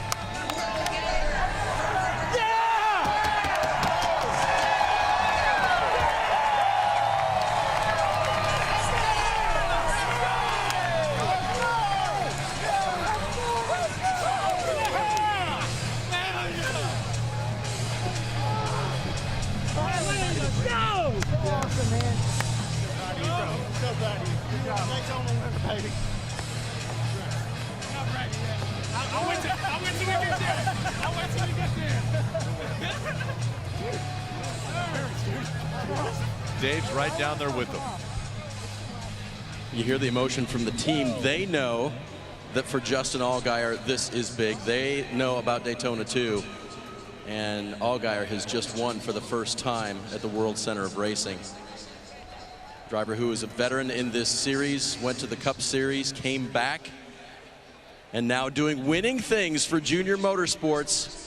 And tonight, it's at the biggest venue it can be. Justin Allgaier, you have finally won at Daytona. Get a drink of water.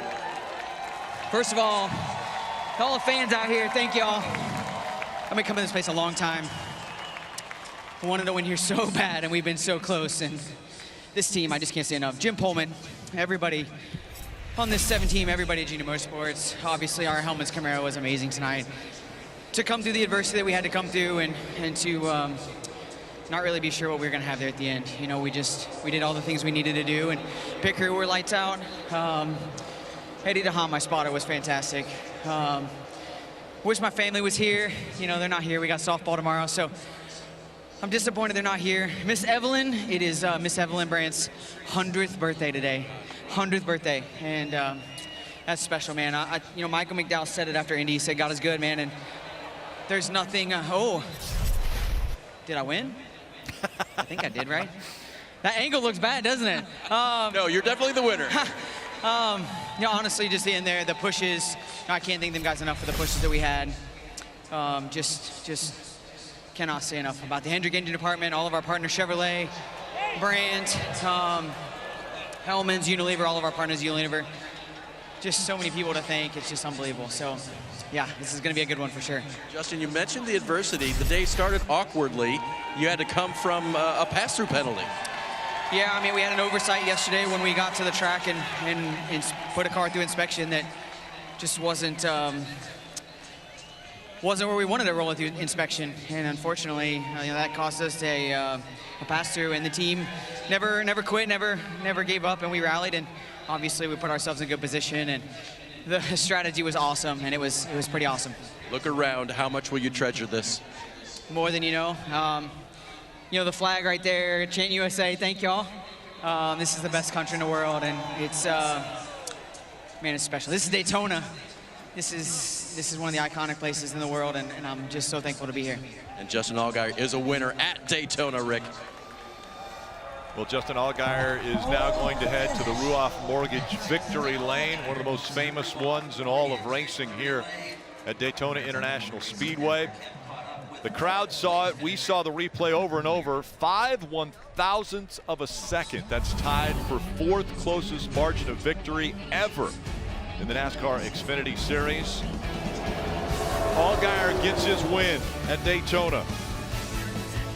And now for Junior Motorsports, 8 different drivers have won for Junior Motorsports at Daytona. That is a Xfinity Series record.